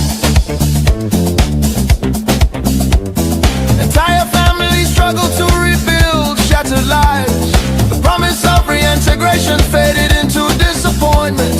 Marginalization deepened in Nigerian government appointments. Infrastructure and control of resources from Biafran land. Oil flowing from the Biafra land enriched the center, while much of the east remained neglected. Roads deteriorated, industries collapsed. Biafra, Biafra. Voice of truth and freedom. The rising sun will rise again. The nightmare did not disappear, rather it evolved. Across Nigeria today, violence and insecurity continue to devastate communities. Armed attacks by Fulani herdsmen terrorists have left villages destroyed, farmers killed, women violated, children orphaned and churches burned. Boko Haram and its offshoots have unleashed terror across multiple regions in the southeast. Demands for Biafra and self-determination are often met with military crackdowns, arrests and bloodshed. Protesters have been killed, fear and tension continue to rise. These tragedies reflect the deadly consequences of forcing vastly different peoples into one political structure. Through the 1914 British amalgamation, distinct ethnic nations, religion, traditions, ideologies, and systems of governance were merged without consent and without a shared national vision. The North's feudal and religious conservatism can never blend with the South's entrepreneurial drive. And the East Republican individualism attempts to hold the Union together continue to be at the cost of innocent blood. Why does Biafra matter? Biafra means self-determination. Biafra represents dignity, survival, and the right of a people to life and choose their future. Biafra symbolizes resistance, innovation, enterprise, and hope. The vision is of a nation with secure borders, focused development, protection of its citizens, and economic engagement with the world of future, free from oppression, fear, and perpetual conflict. The solution is not endless political conferences, military force or federal quota system, but a peaceful separation based on shared values and voluntary association. History shows that artificial unions often fracture violently, while honest separation can allow wounded nations to recover. Biafra is not dead, Biafra lives. It lives because the desire for freedom cannot be extinguished. Nigeria's ongoing crisis, corruption, insecurity, poverty, and division are proof that one structure cannot hold people with dangerous diversities together. For the million already lost, for the children yet unborn. Biafra, Biafra independence is non-negotiable. Let Africa remember that true unity cannot be sustained by force. The world must listen before more lives are lost. Biafra, Biafra lives, freedom calls. God bless Biafra. God bless the land of the rising sun. God bless Biafra Republic, government in exile, led by Prime Minister His Excellency Okechukwu, for standing tall in the pursuit of Biafra independence. Biafra, Biafra.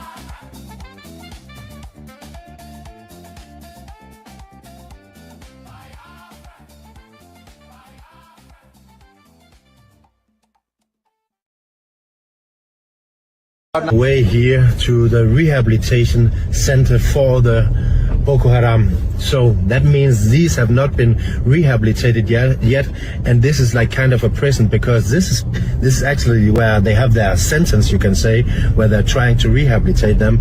So this will be even more risky than before.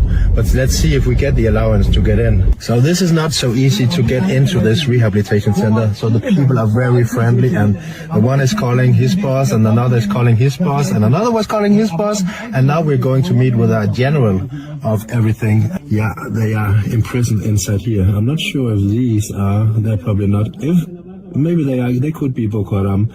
And then they are allowed to get outside, because he just told me some few of them will get a pass or something to get outside to, get some water here from the well, or maybe, little by little try to go out in the town to rehabilitate. So it could be, but they are inside here, and there's like 100 plus Boko Haram members inside here. Oh, so this is one of the security guys from the rehabilitation center. So he's going with us to the general to get the approval, and he's telling us now that there was an explosion here the 24th of December at Christmas, where there was a mosque, which was there was a suicide bomber, but there was also some people collaborating with these guys, and inside the rehabilitation center, they think that there was a guy collaborating with these Boko Haram from outside. So he's now taken to court, right? They have took him to the general there. But how is it possible for him to collaborate with Boko Haram from outside? Because we can't know. Sometimes they used to go out. They will say that they want to go and buy some things. They will move out from morning till night. Isn't it a problem that they are allowed to go out when they are like terrorists? Shouldn't they be inside until they are like more rehabilitated? Yeah, exactly. Yeah. I mean, when they are released for good, will the government have a place for them? No, the problem with, when they release them for good, the government will give them some money and give them to start some business. So they will release them to go back to their area. So after a long meeting with that very important person inside that office here to get into the rehabilitation center, or at least he thought himself that he was very important, a little annoying type, if you know what I mean. But the thing is, it got me in more troubles than a solution to get inside the rehabilitation center, because it seems that all the stuff I was doing, I just been doing, I was not allowed. I needed a permission for everything from the governor, not even from the general. I mean, I needed from the governor to visit all these other places with the Boko Haram and the ones who fight them and everything like that, to document it. He was like, which company are you from? Where are you from? I never heard about that, anyone like getting a permission for that without a license from the governor and etc. etc. So I was just like, no, don't worry, I just got a picture with them because I could see where things were going, right? Did you take any videos and stuff like that? But I was like trying to kind of man flirt. I'm like, okay, I see, I totally understand. So you're from here, I heard you were in the military doing a really good job, so I just changed a little subject, He forgot about what I actually just did, which was not allowed.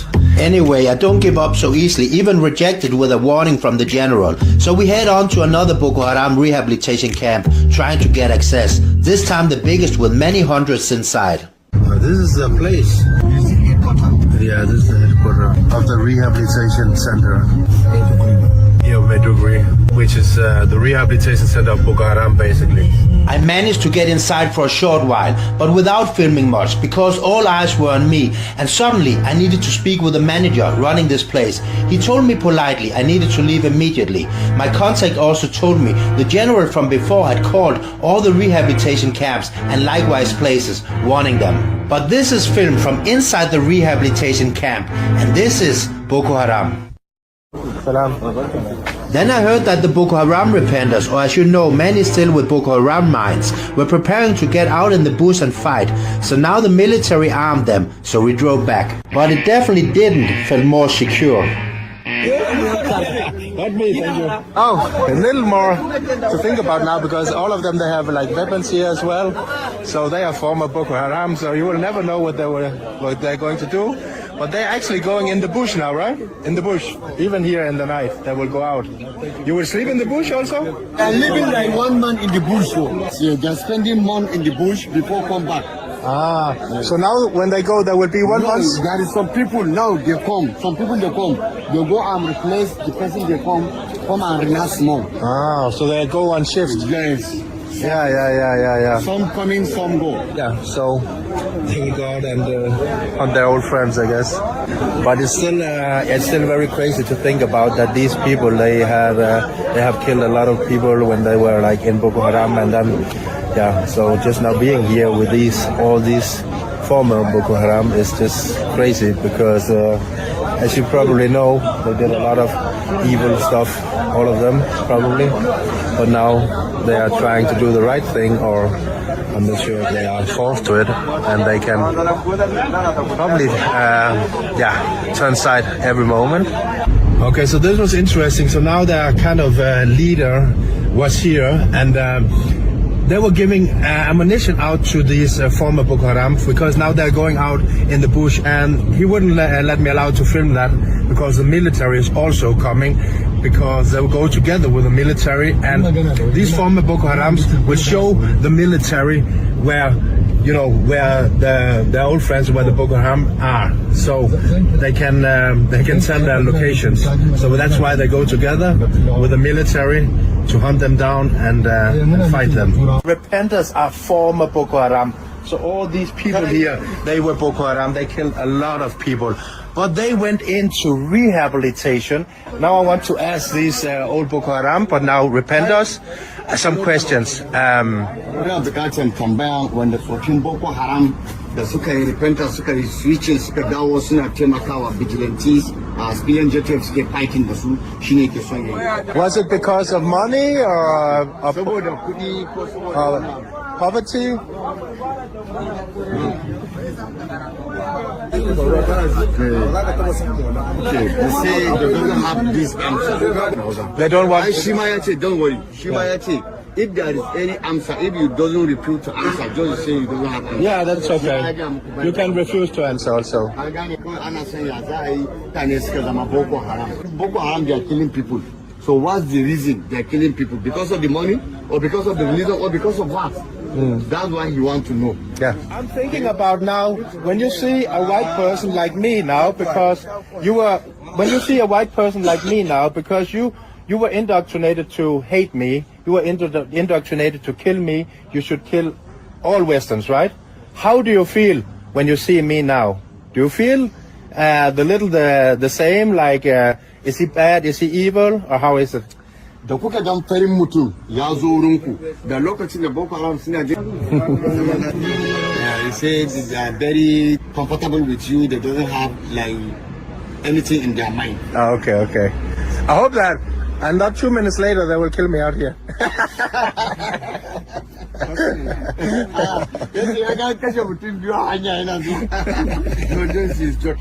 I'm joking. Just when I'm standing here, joking, thinking I'm okay, there comes this man from the side with something hidden inside his jacket, approaching me, but luckily getting stopped by one of the others. They took him away, and I was later told he had a knife in his jacket, which he tried to attack me with. This is where I realized that many of these people will never change. They are still Boko Haram terrorists inside, now just being paid by others for a moment. Many don't regret a single thing, and this guy would have been a hero of Boko Haram if he stabbed me and finished the white Western guy for good. And later my contact was told he had a knife under the jacket, but I guess he's just taken into the rehabilitation camp again, or probably just still walking around freely. Yeah. Him see why you are. And their mind are already fucked up. Yes. So you never know what they can do. Yes, that's why you stop him. Yeah. That's why you stop him. Because maybe if he killed me, if he go back to Boko Haram one day, he would be a hero. Yes. That's why. Yes. This is actually very dangerous to be here for a white man, because their mind can just change like that and then stab you. Yes. I'm very happy that you saw the same as me.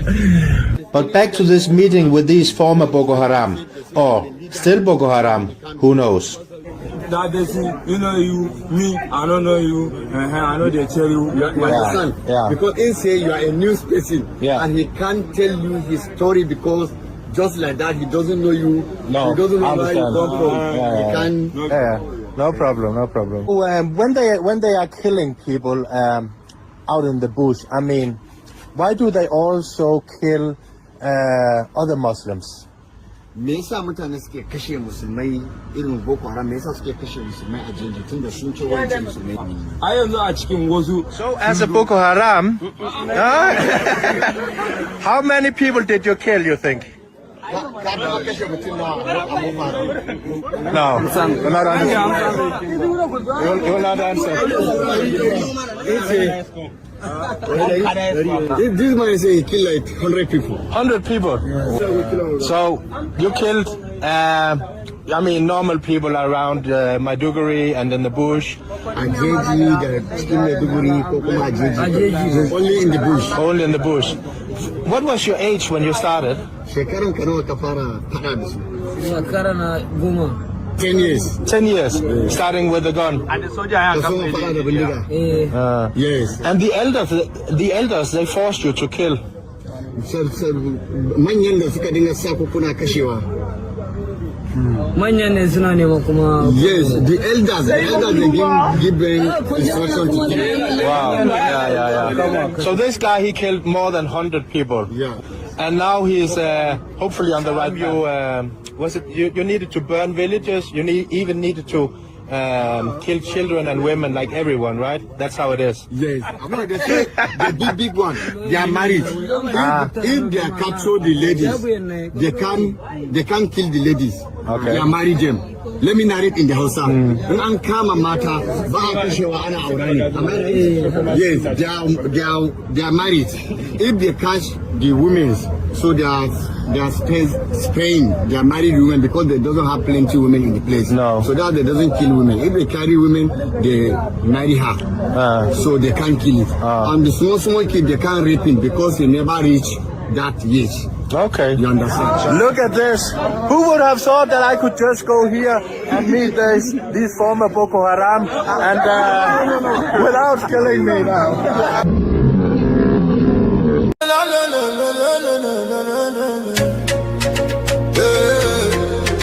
Turn them up. From Biafra land to the whole world. Now who they talk? The voice of Biafra. We know they hide again, we don't show face. True don't wake up, you know fit erase. From village squad to overseas, everybody they have frequency. We they stand the dig bar, no shaking. No more silence, we they breaking. From the east side to the diaspora, now we be the real voice of Biafra. Biafra, make them hear us. Biafra, nobody can stop us. Fire they burn, anywhere you they make it tune and turn. Signal down strong, we don't reach everywhere. From Africa go Europe, then they hear I'm clear. We they talk truth, we know they fear.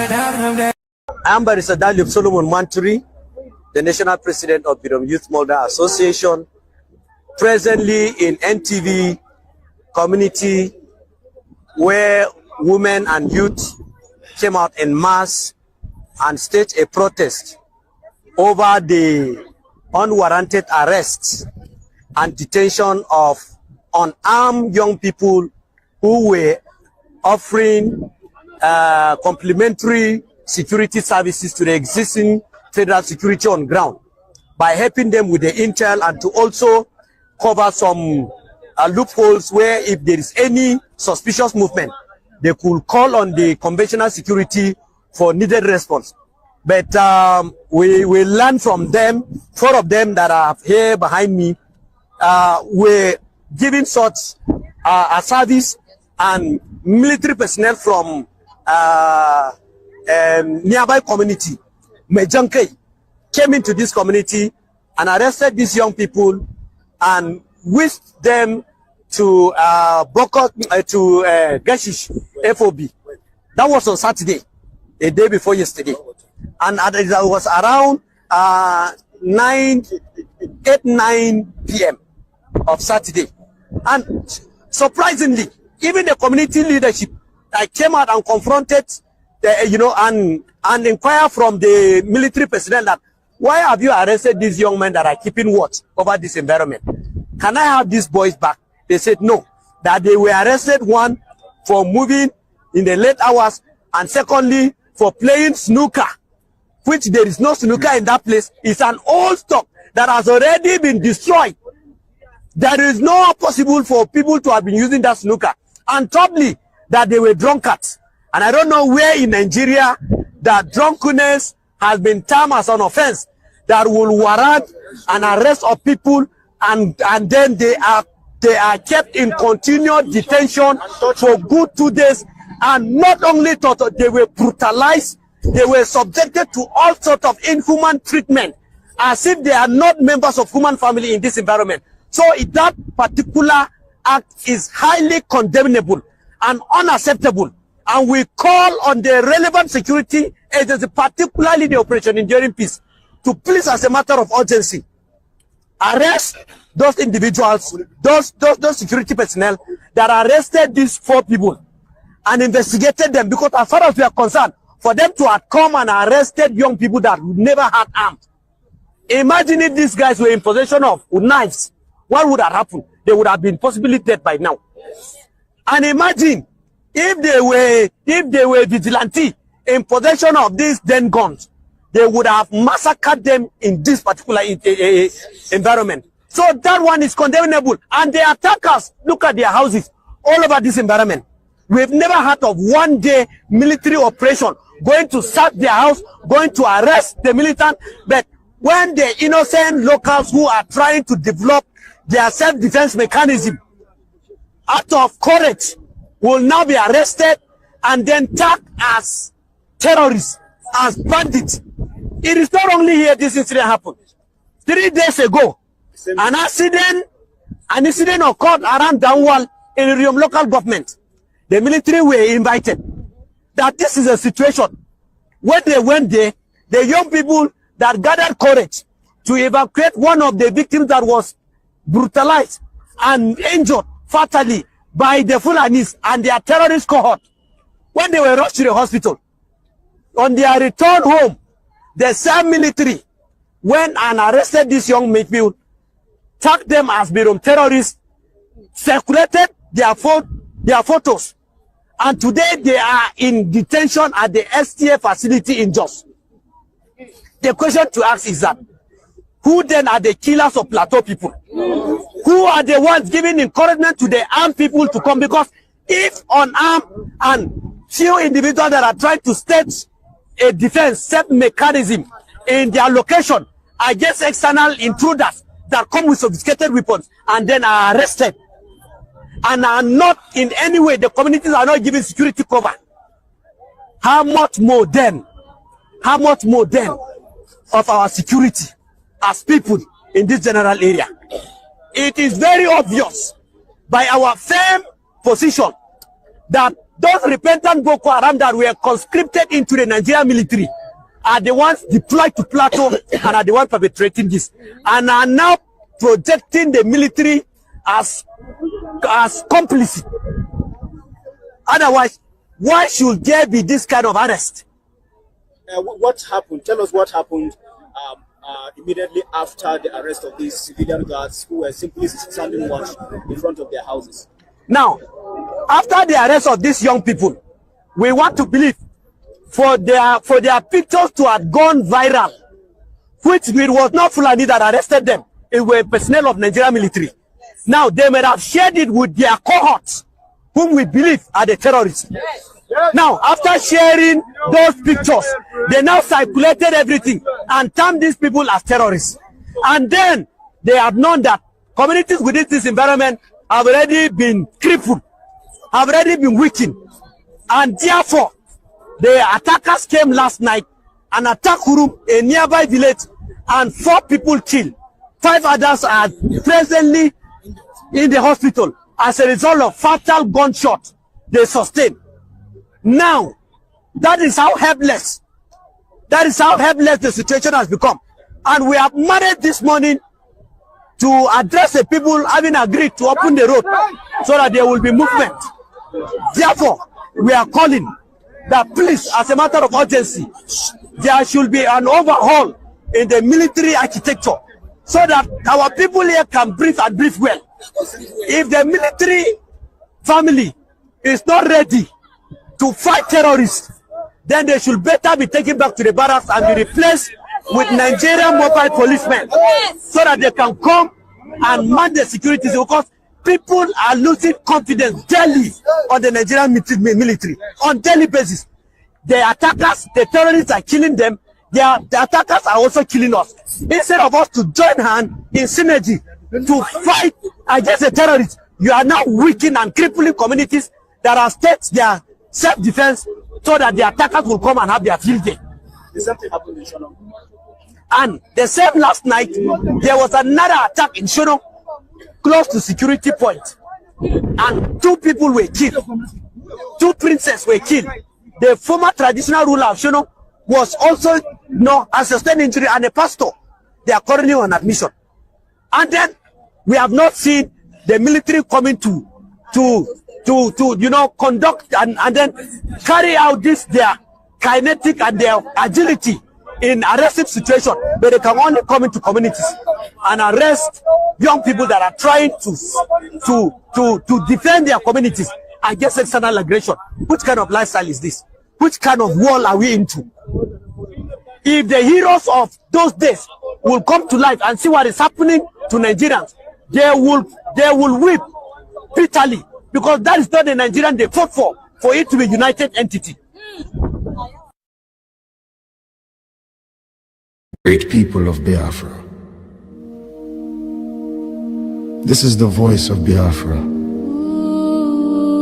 The voice that cannot be silenced. The voice of truth, resilience, and freedom. Speaking to you in the spirit of courage and in the language of liberation. Nigeria government has lost control over insecurity. Fellow listeners, what was once whispered in fear, what was once denied in arrogance, has now become a reality too loud to ignore. A nation staggering under the weight of its own contradictions is rapidly losing control over insecurity. From the north to the south, from the east to the west, the land trembles, not from natural disaster, but from man-made chaos. Communities abandoned, villages raided under the cover of darkness, highways turned into corridors of fear. Citizens left to fend for themselves. In a country where the government once promised protection, the question now echoes across the land. Where is the government? Where are the security forces? Where is the accountability? In recent times, markets have become targets. Travelers have become victims. Families have become statistics. And yet, those in power continue to speak in rehearsed tone. Detached from the suffering of the people, observers say, this is no longer a matter of isolated incidents. This is systemic failure. A collapse of responsibility. A nation where innocent lives are wasted daily. As fear grips the population, a new reality emerges. The people have lost confidence. Trust has been eroded. Hope has faded. But here, on this frequency, we do not deal in fear. We deal in truth. And the truth is this. A government that cannot protect its people has failed its most sacred duty to the people. Listen. Remain vigilant. Remain aware. Remain strong. Nigeria has failed its citizens, and in awareness lies survival. This is a wake-up call. You are listening to the voice of Biafra, where truth lives and freedom speaks. Biafrans stand firm until justice speaks louder than silence. And stay safe. God bless Biafra Republic. God bless Biafra Republic, government in exile. Oh, no.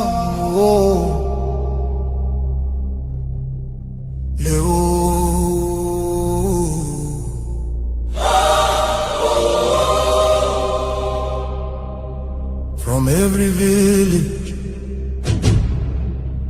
every city,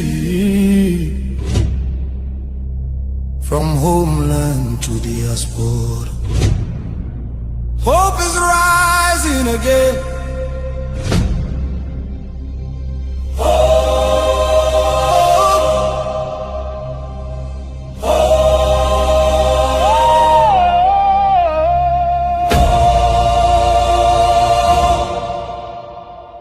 Biafra now our only hope. Biafra now our only hope.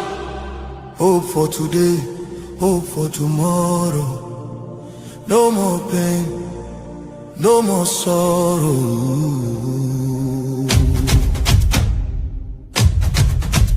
Ha! We bring better news, make your head on clear. We get hope, now Biafra we dey see am.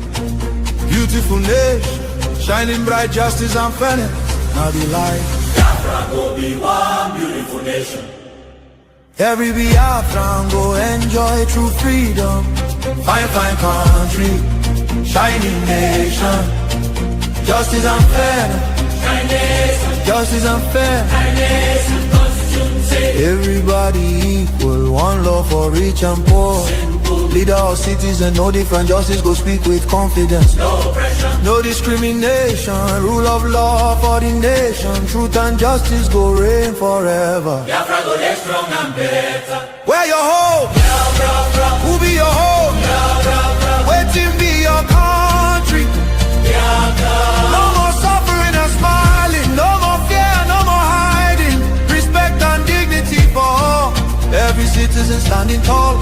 Free education, rich university, healthcare for every community. No more dying, because no money. Life go better for everybody. Biafra now our only hope. Biafra now our only hope. Stand up now, make we claim our Biafra now our destination. Women go deliver safe for hospital. Citizen go get support every month. Better roads go connect every city. Modern railways and airport. Clean water go flow for houses. Electric light go shine every night. Security go protect every family. Day and night. Everything go right. You fit waka free for midnight. Go your road without fear. Kidnapping and violence disappear. Peace and progress everywhere. Mama and Papa go get retirement benefits. Nobody go kill you for Biafra and go free. Now wahala, the person don't buy for him head. Oil and gas beneath our ground. Now the people where get the land go control them. Resources go serve the people. Prosperity go spread for all. Anything we there for our land. Now our citizens go manage them. Development go reach every corner. Nobody go suffer again. No vote buying, no rigging game. Election fair and play. One woman, one vote. One man, one vote. Your voice go matter every day. Biafra now our only hope. Biafra now our only hope. Hope for today. Hope for tomorrow. No more pain, no more sorrow.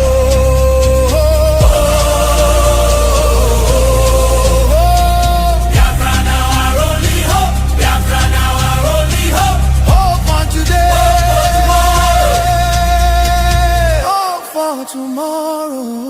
No more pain, no more sorrow. Biafra. our home, our country, our future. our future. Biafra now.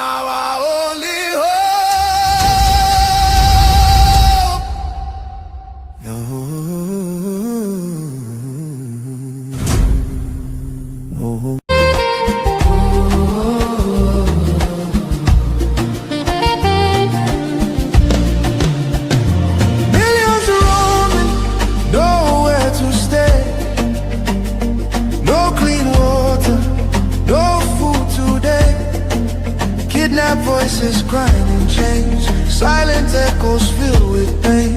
19,000 churches gone, but faith still rising, holding on.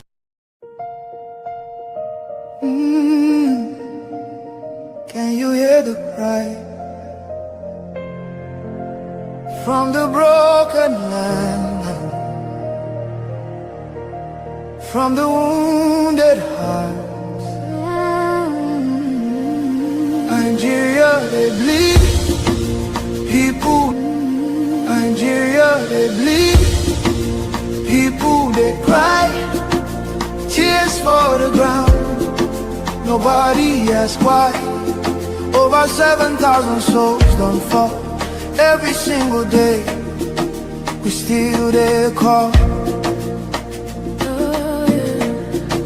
Churches burning, hope fading fast. Since 2009, the pain don't last. 50,000, maybe more. Heaven they count every single soul. Children without home tonight. Mothers praying through the night. Fathers lost no strength to fight. Who go stand for what is right? Stand for love, stand for life. Be the answer in this time. You can have to wipe their tears. You can calm their fears. Give a hand, don't turn away. Be the light in darkest day. Every little you provide keeps a soul alive.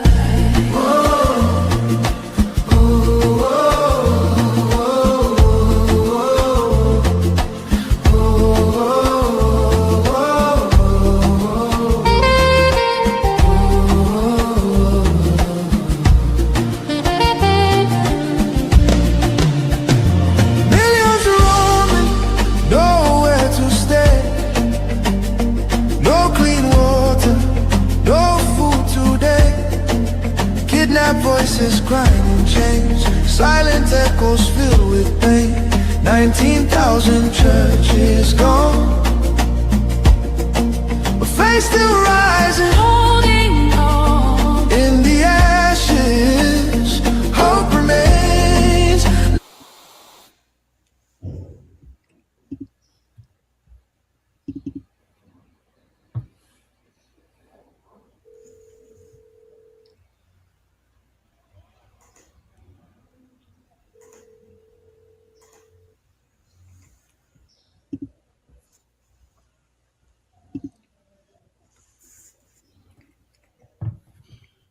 Greetings from here and welcome to VOB.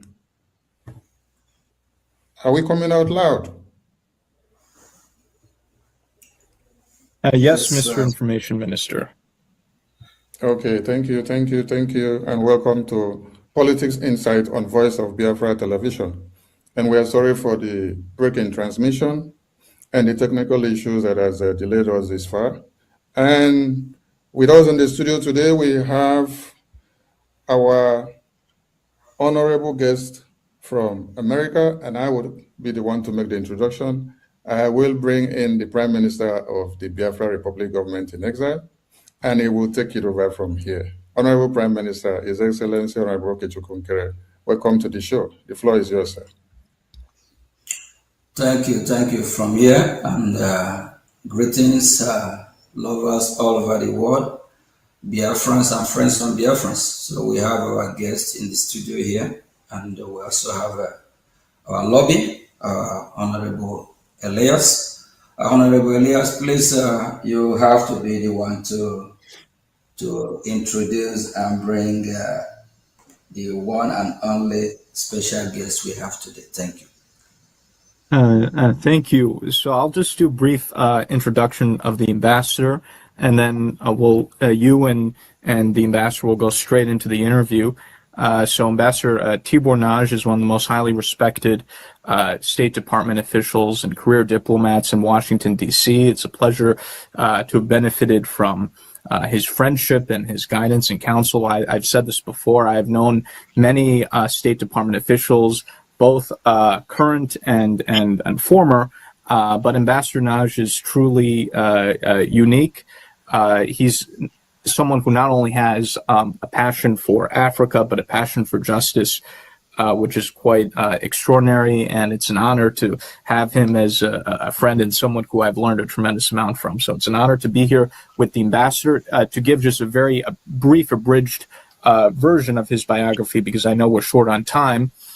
Ambassador Tibor Naj held the position of Undersecretary for Management between June to April of 2025 and Assistant Secretary of State for African Affairs from 2018 to 2021.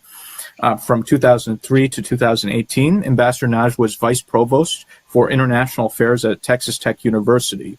He also lectured nationally on Africa, foreign policy, and U.S. diplomacy, and advised 2 presidential campaigns during his tenure.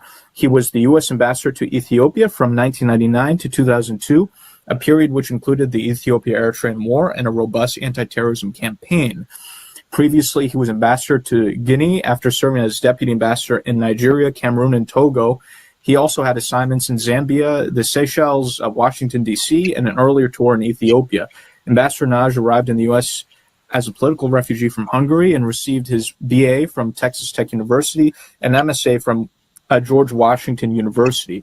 His U.S. State Department awards include commendations for helping prevent famine in Ethiopia, supporting the evacuation of Americans from Sierra Leone during combat, supporting efforts to end the Ethiopian-Eritrean War, and managing the U.S. Embassy in Lagos, Nigeria during political and economic crises. He was selected as runner-up for Deputy Chief of Mission of the Year in 1995 and knighted by the President of Guinea in 1999. Ambassador Naj contributed periodic op-ed pieces and co-authored the nonfiction winner of the 2014 Paris Book Festival on managing difficult international environments, Kiss Your Latte Goodbye. So without further ado, I turn it over to Ambassador Naj and you, Mr. Prime Minister, who will be interviewing the ambassador. So thank you. Thank you very much, Elias, for that fine introduction. And Ambassador Nagi, welcome to Voice of Biafra. Let's go straight to the question. I know we have a lot of questions for you, and we appreciate your time. Ambassador Nagi, what have been your history of engagement with Nigeria throughout your storied multi-decade career? You have been Deputy Ambassador of Nigeria during a tumultuous time of Nigerian history in the 90s, and then dealt with the country as Assistant Secretary of State of Africa Affairs between 2018 and 2021. Yes, thank you very much, and I am just honored to be on this broadcast. Thanks very much again, Elias, for the introduction. I've been interested in Nigeria actually since I was a student back at Texas Tech, because the Biafra War was going on when I was a student, and I followed the events there very, very closely. Then, since all of my career was dedicated to Africa, we say in the American Diplomatic Service that you are not really an Africanist unless you have a tour in Nigeria. So I was very honored to be picked as the Deputy Ambassador back in the early 1990s, and I served a very distinguished American ambassador, Ambassador Walter Carrington, who many Nigerians still remember as being a champion for freedom. During my time in Nigeria, it was the military dictatorship, and because I got to know the country, I fell in love with the country and the people. I've been following Nigeria very closely ever since. It has broken my heart to see what such a country with incredible potential has suffered because of bad governance and other things. So for me, Nigeria is obviously one of the most critically important countries, not just in Africa, but frankly in the world. Thank you very much, Ambassador. Ambassador, why do you have a passion for justice for the people of Biafra, as well as similar groups such as Ambazoni? Yeah, that's also a great question, because I mentioned just a minute ago that I know the incredible potential that Nigeria has. And I also know, specific to Biafra, that it is the part of Nigeria that contains so many resources. It is actually the part of Nigeria that makes the country rich. And also, as I said, I've been following events in Biafra since I was a student. I saw the incredible suffering that the people endured during the Biafran War. And even now, I've been following closely how the people of Biafra do not get the share of resources. They do not get the investments. And the after effects of the Biafran War, which was more than 50 years ago, that there's still some after effects which the people are suffering from. So like a couple of other places in Africa, it's tragic, and the people of Biafra deserve much, much better than what they're getting today.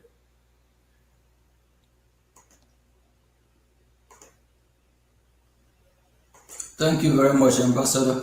The Biafra Republic government in exile has focused on promoting the U.S. recognition of Christian genocide in Nigeria and had aggressively engaged in lobbying campaign for such recognition in parallel with other advocates such as the Christian community and organization.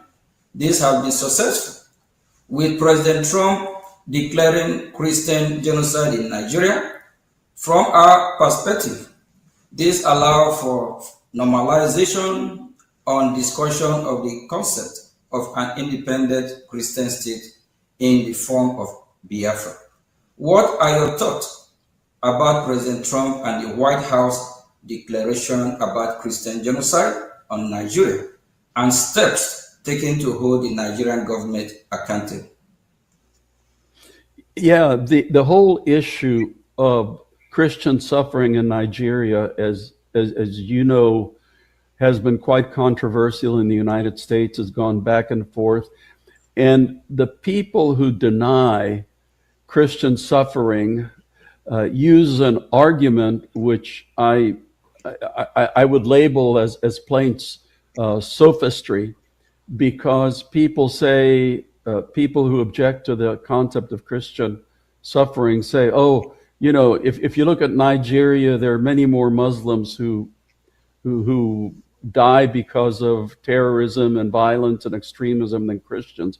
And what those people refuse to admit is that there are several consecutive crises going on in Nigeria at the same time, because you can look at what's going on in the Northeast, which is absolutely, it's a heavily Muslim area.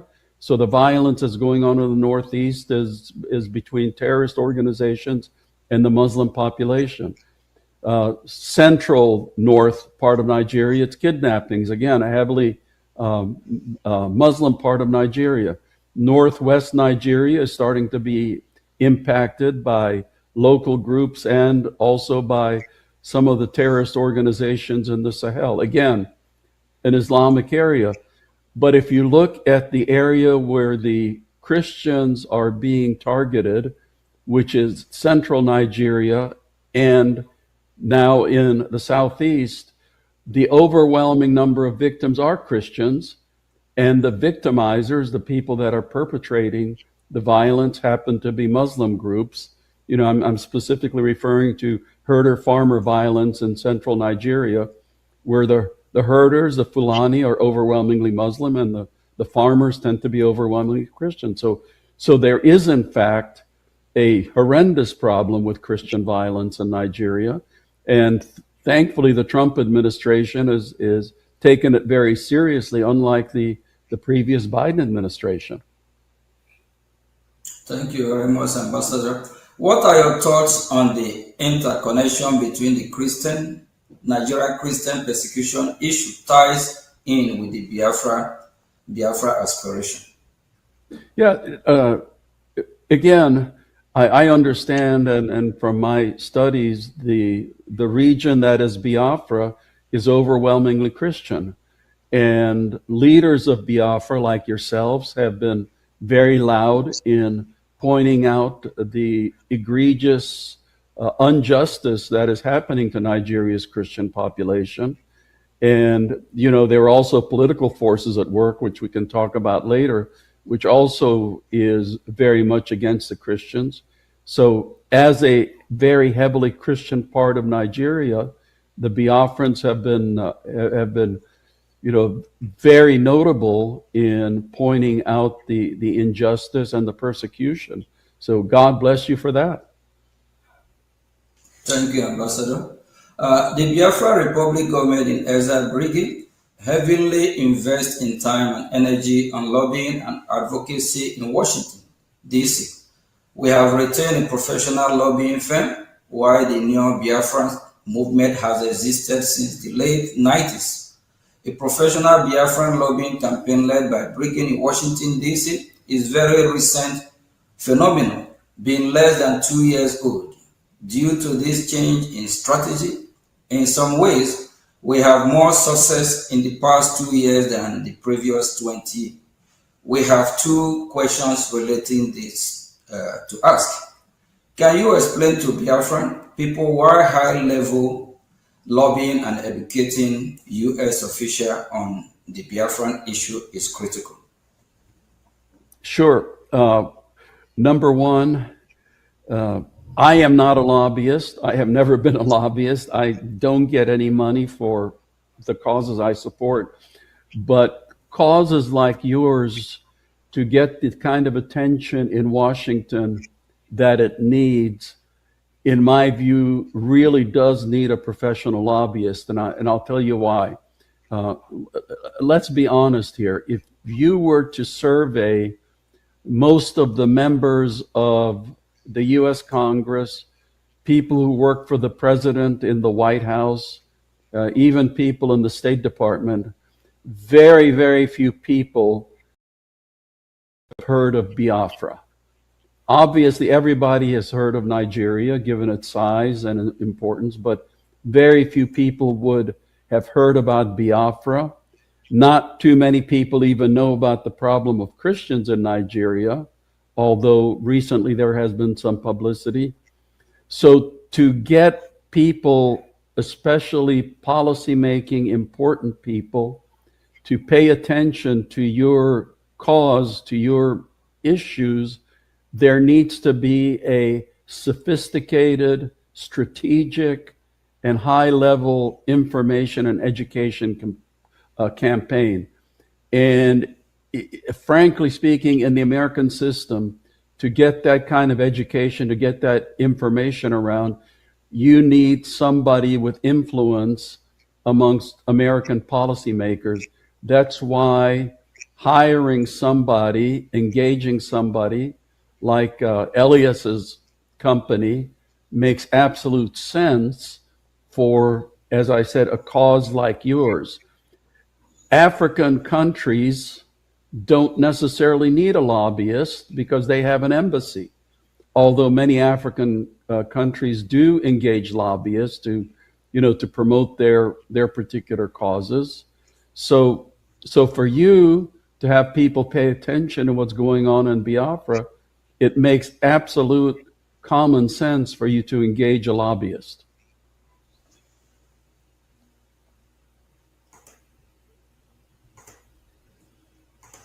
Thank you very much, Ambassador. In addition to the preliminary successes the Biafran lobby has had, where would you point to as lobbying successes, past or current, for groups similar to the Biafrans? Yeah, for groups such as yours, lobbying is really about the only way that they can get their cause into the attention of American policymakers. So I would point, in the past, liberation struggles, which were trying to get justice for their cause, the African National Congress, leading to the freedom in South Africa, the Sudan People's Liberation Movement. Now you have successful efforts, for example, Somaliland. Like you, Somaliland has gotten a lot of attention recently. Your friends across the border in Anglophone Cameroon, southern Cameroons, the Ambazonians, they're also trying to pursue their cause for justice. So again, these are the kind of causes that get the best efforts through engaging with the lobbyists in Washington. Thank you, Ambassador. So what you're saying is that what Biafra Republic government is doing is the right way to get the attention of U.S. government, and the right way to also get our freedom, correct?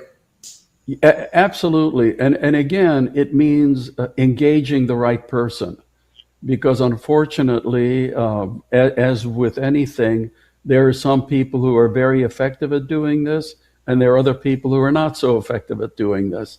So it's essential for you to engage somebody who knows the people in Congress, who knows the people in the White House, who knows who does what at the U.S. Department of State, to make sure that your cause is promoted the way that you want to promote it. Thank you very much, and special thank you to our lobby, Elias, for being our voice in Washington. Thank you, Elias. The Biafra Republic government in exile has transaction approach in engaging the U.S. government, making beneficial offers in the area of defense, security, and natural resources in exchange for U.S. political support, similar to what Somaliland is doing. What are your thoughts on this approach? Okay, so, I am not now speaking for the U.S. government. That's very important to say. I am no longer working for the U.S. government. I've now retired 4 times, so currently I'm retired. But obviously, Biafra has incredible natural resources. Biafra has incredible human resources. So, if you're offering that kind of a transactional deal, then in my view, that would be looked at positively, from especially people in the Trump administration, because as you mentioned, President Trump has been a very transactional president.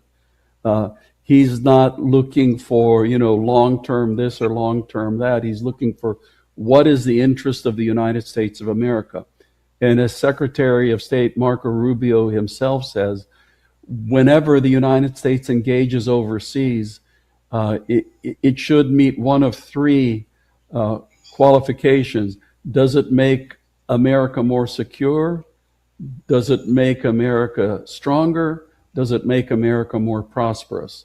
So what you are wanting to offer obviously would meet, I think, all 3 of those criteria.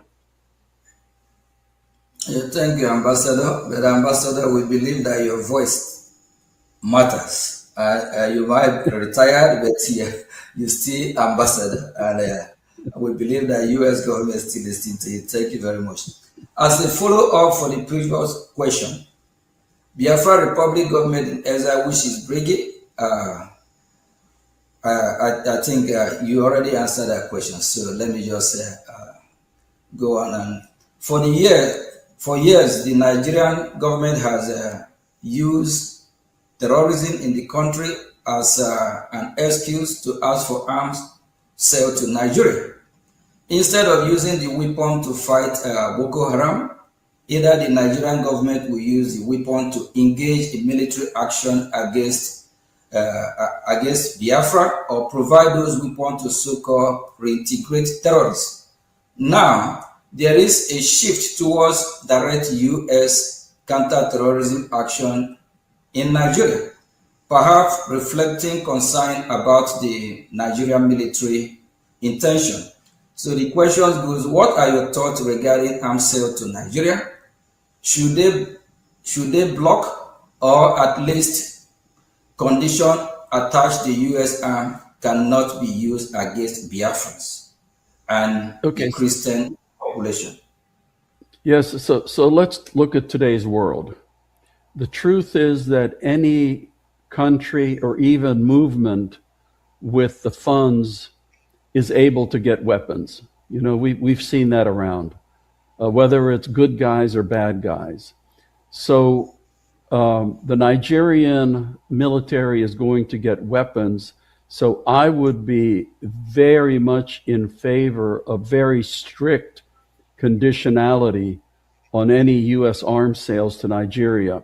When I was Assistant Secretary of State for Africa, we saw the same thing with Cameroon, because we were providing Cameroon military assistance to fight against the Islamic extremists in the far north of Cameroon. But it turned out that some of that was being used against the Ambazonia movement. So at that time, the United States cut back on some of the military assistance to Cameroon. So in my view, given today's world, yes, it's, you know, it may as well do the military support, but it has to be with very strong conditionality, because if the United States doesn't engage in military support, then they turn to China, they turn to Russia, they turn to Belarus, other places. But conditionality is extremely important. Thank you, Ambassador. And as also a follow-up to the previous question, BRGIE has offered the U.S. military base in Biafran territory, which would provide the U.S. valuable access to the Gulf of Guinea. We know how important the Gulf of Guinea is. We believe this is valuable, given increased terrorism in West Africa and the loss of U.S. presence in the Sahel.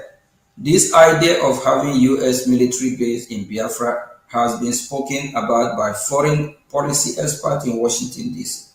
What do you think of this idea?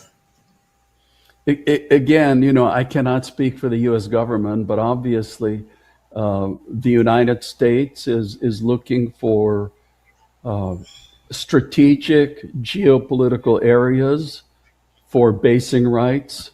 So, you know, in your engagement, that obviously would be something else that would be attractive for you to be putting on the table.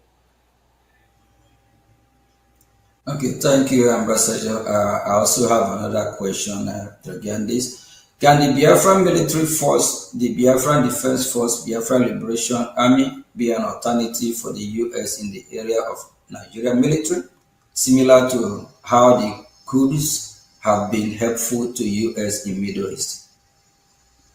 Well, you know, I mean, right now, official U.S. government policy is to recognize Nigeria. So that kind of a question would only be applicable in the future if there's further political evolution that goes on. Because right now, I mean, the United States of America deals with the Nigerian military, not with other components. Even in the case right now of Somaliland, which actually runs its own territory, it has an army. And I know that our own Pentagon would be very open to engaging with them, but their engagement is limited because the United States policy is still to view one Somalia instead of individually recognizing Somaliland. So, you know, your situation probably would be similar, so it would depend on future evolution. Thank you, Ambassador. Why our focus is achieving self-determination for Biafra, we do follow the event in broader Nigeria as well. Many have observed that Nigeria is no longer a democracy and is moving toward a one-party rule and is looking to rig the 2027 elections. What are your thoughts on this, and what should the U.S. reaction be if the 2027 election do end up being rigged? You may have a unique insight into this, given your time as U.S. Deputy Ambassador to Nigeria during the annulment of the 1993 election and the rise of Sani Abacha. Yeah, you know, I mentioned I was there when Bashir and Abiola actually won the election.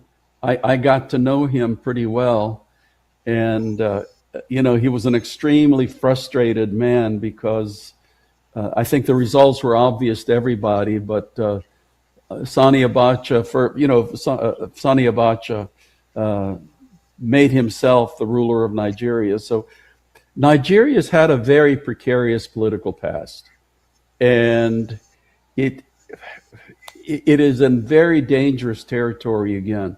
You gentlemen all know that there was an understanding, not formal, but informal understanding, that Muslim presidents would be followed by Christian presidents. And there was also an understanding that if the president was Muslim, the vice president would be Christian, and vice versa. And we also know now that that agreement has been broken. We've had Muslim presidents now, I think, for, if I'm right, for over 10 years. So the political situation is precarious. There have been some fairly influential people recently, including some of your human rights champions, who have cautioned that if people don't look out, then the country's on its way to the same road that unfortunately we have seen in some other African countries of it becoming a single party state. I think, when democracy was restored and Obasanjo became president, I think it was a very well-devised plan to make sure that there would be at least two, if not more, national political parties. And it would be tragic for the rest of Nigeria if that system was now overthrown.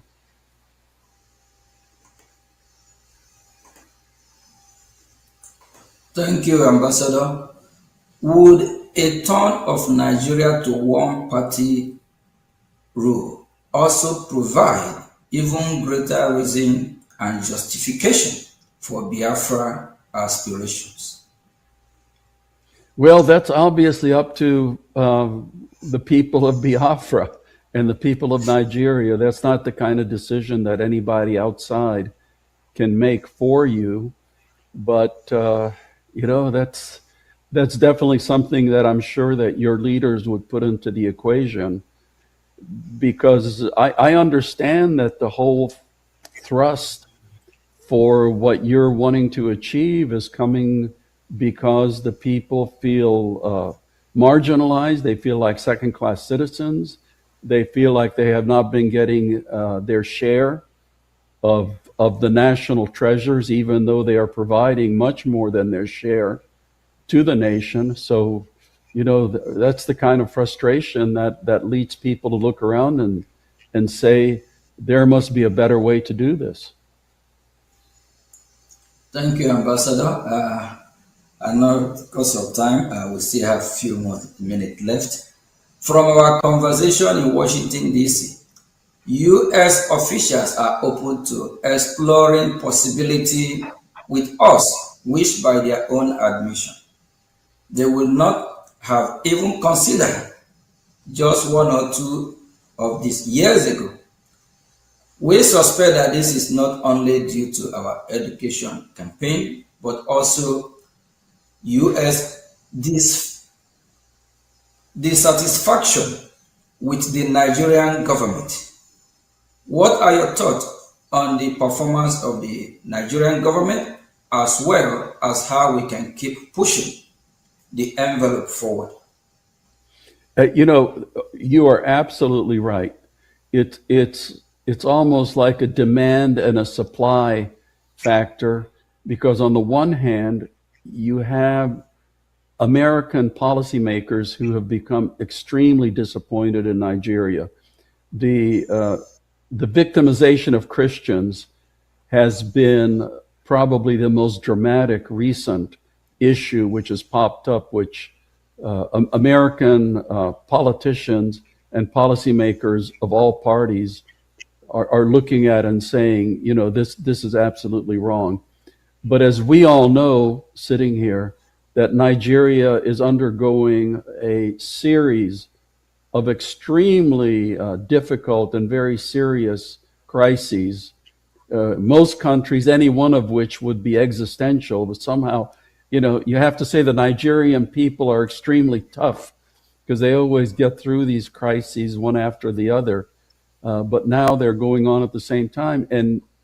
And with all of the crises going on, with all of the disappointment in Nigeria, all of a sudden you have your group, which is stepping forward, which is educating people and informing people about this solution that might be right in front of their eyes if they were to follow it or if they were to support it. So you have the interior factors and you have the exterior factors, and all I can say is that you are making your push at a very timely moment of history. Thank you very much, Ambassador. And we always are going to be grateful for somebody like you with your voice, and also our lobby here, Elias. We have already pushed a lot in Washington D.C. A lot have happened. A lot of education meeting after meeting, just like throughout last week. Even we travel far and wide, all the way to even Florida. So it's just a lot. And the people of Nigeria, those that identify themselves as Nigeria, are crying. They are tired. They can't afford food to eat, no road, no electricity, nothing is working. Everything is just falling apart. The people themselves are tired. Thank you very much. And and can I just say one thing? One thing I have noticed: Nigerians who leave Nigeria end up doing extremely well. When I was vice provost at Texas Tech, I was in charge of all the international programs, and we had quite a few Nigerian students. So among the international student groups, the top grades were received by the Chinese students, but the second group were the Nigerian students, and most of them were in engineering or business. And I've always said, when Nigerians do so well outside of Nigeria, why in the world cannot it be one of the greatest countries on earth? Nigerians should be able to do just as well inside Nigeria as they do outside of Nigeria. And unfortunately, what has been stopping them has been the government.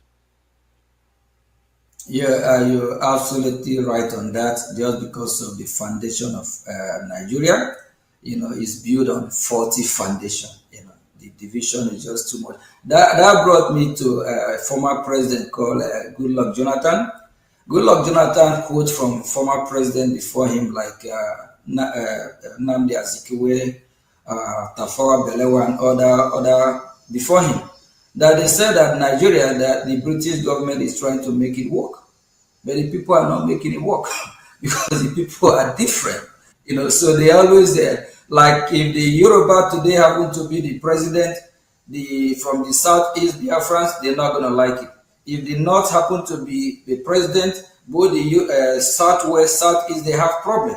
Then if it just don't just work. So I think the best thing is ours to go our separate way, and that's where it's heading to. Thank God that the US is doing what they're supposed to do as leader of the free world now, and I'm so happy because going to Washington for the past 2 years, Elias have really taken me on a journey.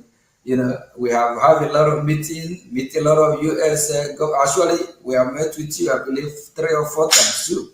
So, and what we hear coming from Washington, they are now beginning to shift, move from how they think about Nigeria before, because now they find out it's not going to work. Thank you very much, Ambassador.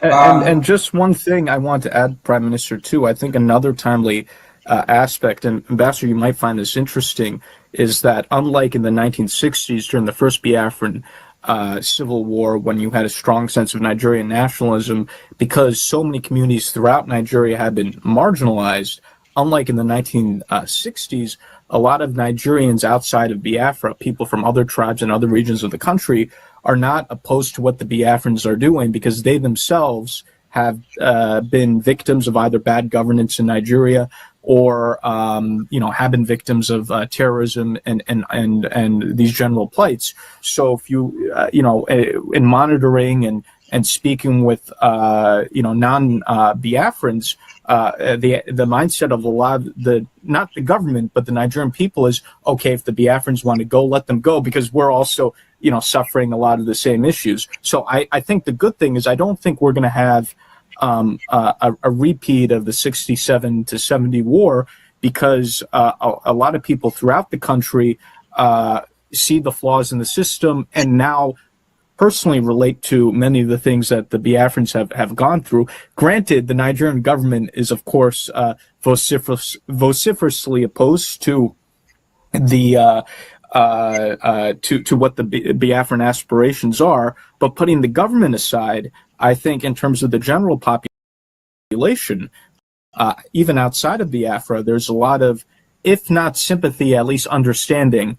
And I don't think the Nigerian government will even have the moral support to engage in heavily militarized conflict against the Biafrans. I think what they're doing against the Biafrans is already unpopular throughout the country. Even many non-Biafrans have criticized the Nigerian government for their heavy-handedness in dealing with the Biafrans. And I think from a population perspective, I think many things are moving our way. Of course, the Nigerian government has its vested interests, and they'll be much more aggressive towards the Biafrans for the foreseeable future. So I just want to add that perspective as well. Thank you very much, Elias. And Ambassador, I know we have thrown a lot of questions on you. You just have a few more to go. And they actually shocked me, and I believe it shocked other people when they see this, find out that the same people that have been massacred today, like the Middle Belt, both the minority in the north, these are the same people that fought against Biafra, killed Biafrans in millions. And these are the same people that years ago, all of them be campaigning one Nigeria to save Nigeria. The same Nigeria they try to save is killing them. So they themselves, I believe, they want to leave, they want to exit Nigeria. They are getting tired. We need to save the life of the Middle Belt, minority in the north, even the Muslim moderate, whether Muslim moderate or whatever, no one deserves to die. So, each region just have to go their separate way. I believe even the north will live better on their own, the southwest will be better on their own, the north, the southeast, which is Biafra, will be better on our own, and the Middle Belt, and they are good in agriculture. The north have a gold, there's gold in Zamfara, so the southwest have minerals, and they also have a potential of surviving as a country of their own. We Biafrans also, we also survive on our own, of which if they don't, we will help them. Thank you very much, Ambassador. Ambassador, we have just two more questions for you.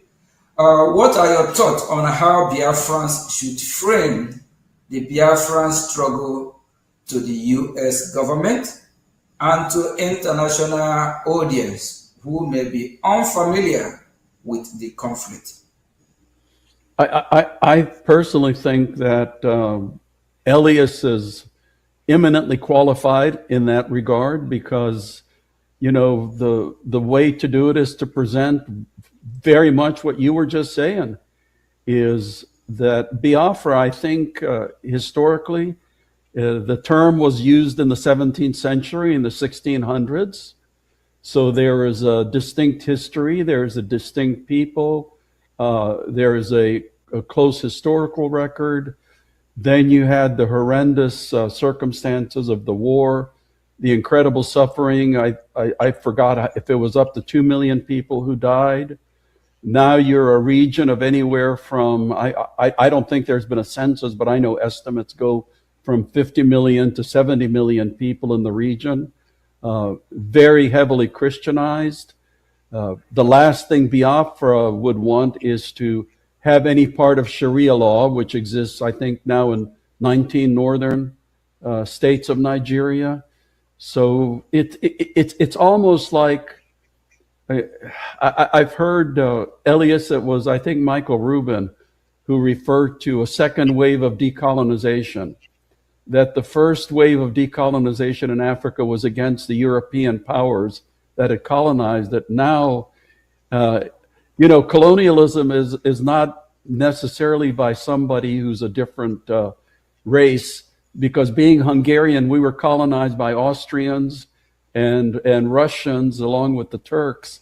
So it can be that, in today's Africa, that some people see themselves being colonized by a fellow African ethnic group, and those forces are steering very quickly. So, information, education, the truth about what's going on, the truth that has gone on, and the kind of future that you want. I have never, said it has to be independence. My own campaign has always been for justice and equality and fairness for all of the people, and that's what I absolutely believe in, and that's the points that you should be making. Thank you very much. Ambassador. Thank you. Thank you so very much. much, Ambassador. And that justice, that's where we are. Because when you mention of Sharia law, we are Christians, 100% Christians. From we Biafrans, that's who we are as Christians. Sharia law is a no-go for Biafran people.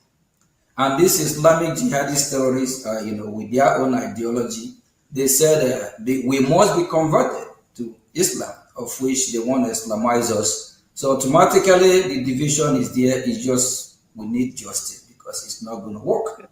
And justice have to play its own role, its own part here, since we are not going to accept that Sharia law. And it's part of the reason why all feeling in Middle Belt and even a minority in the north, and they are actually pushing it towards the Biafran territory to try to, see how they can penetrate with this so-called Sharia law and whatever they call it. I just want to quickly add to this. This is not an overblown concern. This is a very legitimate concern. Senator Ted Cruz, for example, has introduced legislation addressing this issue of the spread of Sharia law in Nigeria. It's throughout the North, but what people are less aware of is that the radical Islamic politicians in Nigeria are trying to bring it into the Middle Belt and even into the South. So, for example, in some parts of the Southwest, what we call the Yoruba traditional territory, they're now discussing in some states the introduction of Sharia law, which is very, it's not native at all because, Ambassador, as you know, the Yorubas, they're a mixture of Christian and Muslim. They tend to be very moderate. Sharia law is really not indigenous to those people at all. And even with the Biafrans, Sharia law has not yet been introduced, but now the Nigerian government, for example, we've noticed propaganda recently talking about this concept of Igbo Muslims, which is very strange. And we see this as the beginning of what they're already trying to do in the Southwest, of trying to now push Sharia law into the Southwest. So they're slowly bringing Sharia from the North into the Middle Belt and even in the South now, or parts of the South.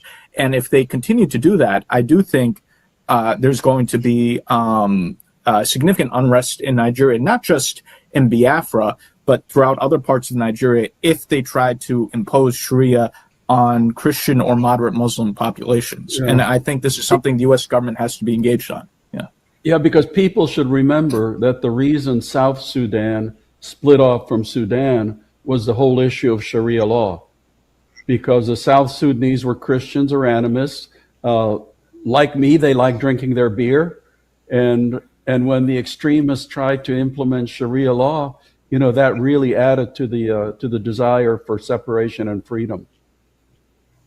Thank you very much, Ambassador. Before I find a question, let me add something there.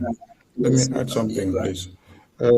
Ambassador, do you think with the Nigerian Constitution of 1999 having the Sharia law, since then down to this time, with the numbers of massacre of babies, women, and children that have gone so up to this very point, which also necessitated Senator Ted Cruz Accountability Act legislation invoked, we've seen like 5,191 in 2021. We've seen like 5,061 in 2022. We've seen 8,222 in 2023. We've seen 6,500 in 2024. 2025 has 7,500 Christians massacred. Looking at the future, or in the next 2-3 years, Do you think Christians have a hope, or they will still be alive in Nigeria with the Oh Sharia yeah, law in the country? absolutely. No, Christians absolutely have a hope because they have to stand up and against this kind of what I call religious intolerance. If you remember when Sharia law was introduced in the northern states, the deal was that it would not apply to Christians. So when Ramadan came along, Christians were supposed to be able to continue their meals. Christians were supposed to be able to continue buying traditional beer and things like that, but that's not how it turned out. Now, when there's Ramadan in the Sharia states, everybody has to participate, whether they're Christian or Muslim, because they have their religious police. So, that, like I said, they tried it in Sudan, and the South Sudanese said, no, we are out of here. Take your Sharia law. If you want it, that's good for you, but we are Christians, and we're not going to deal with it.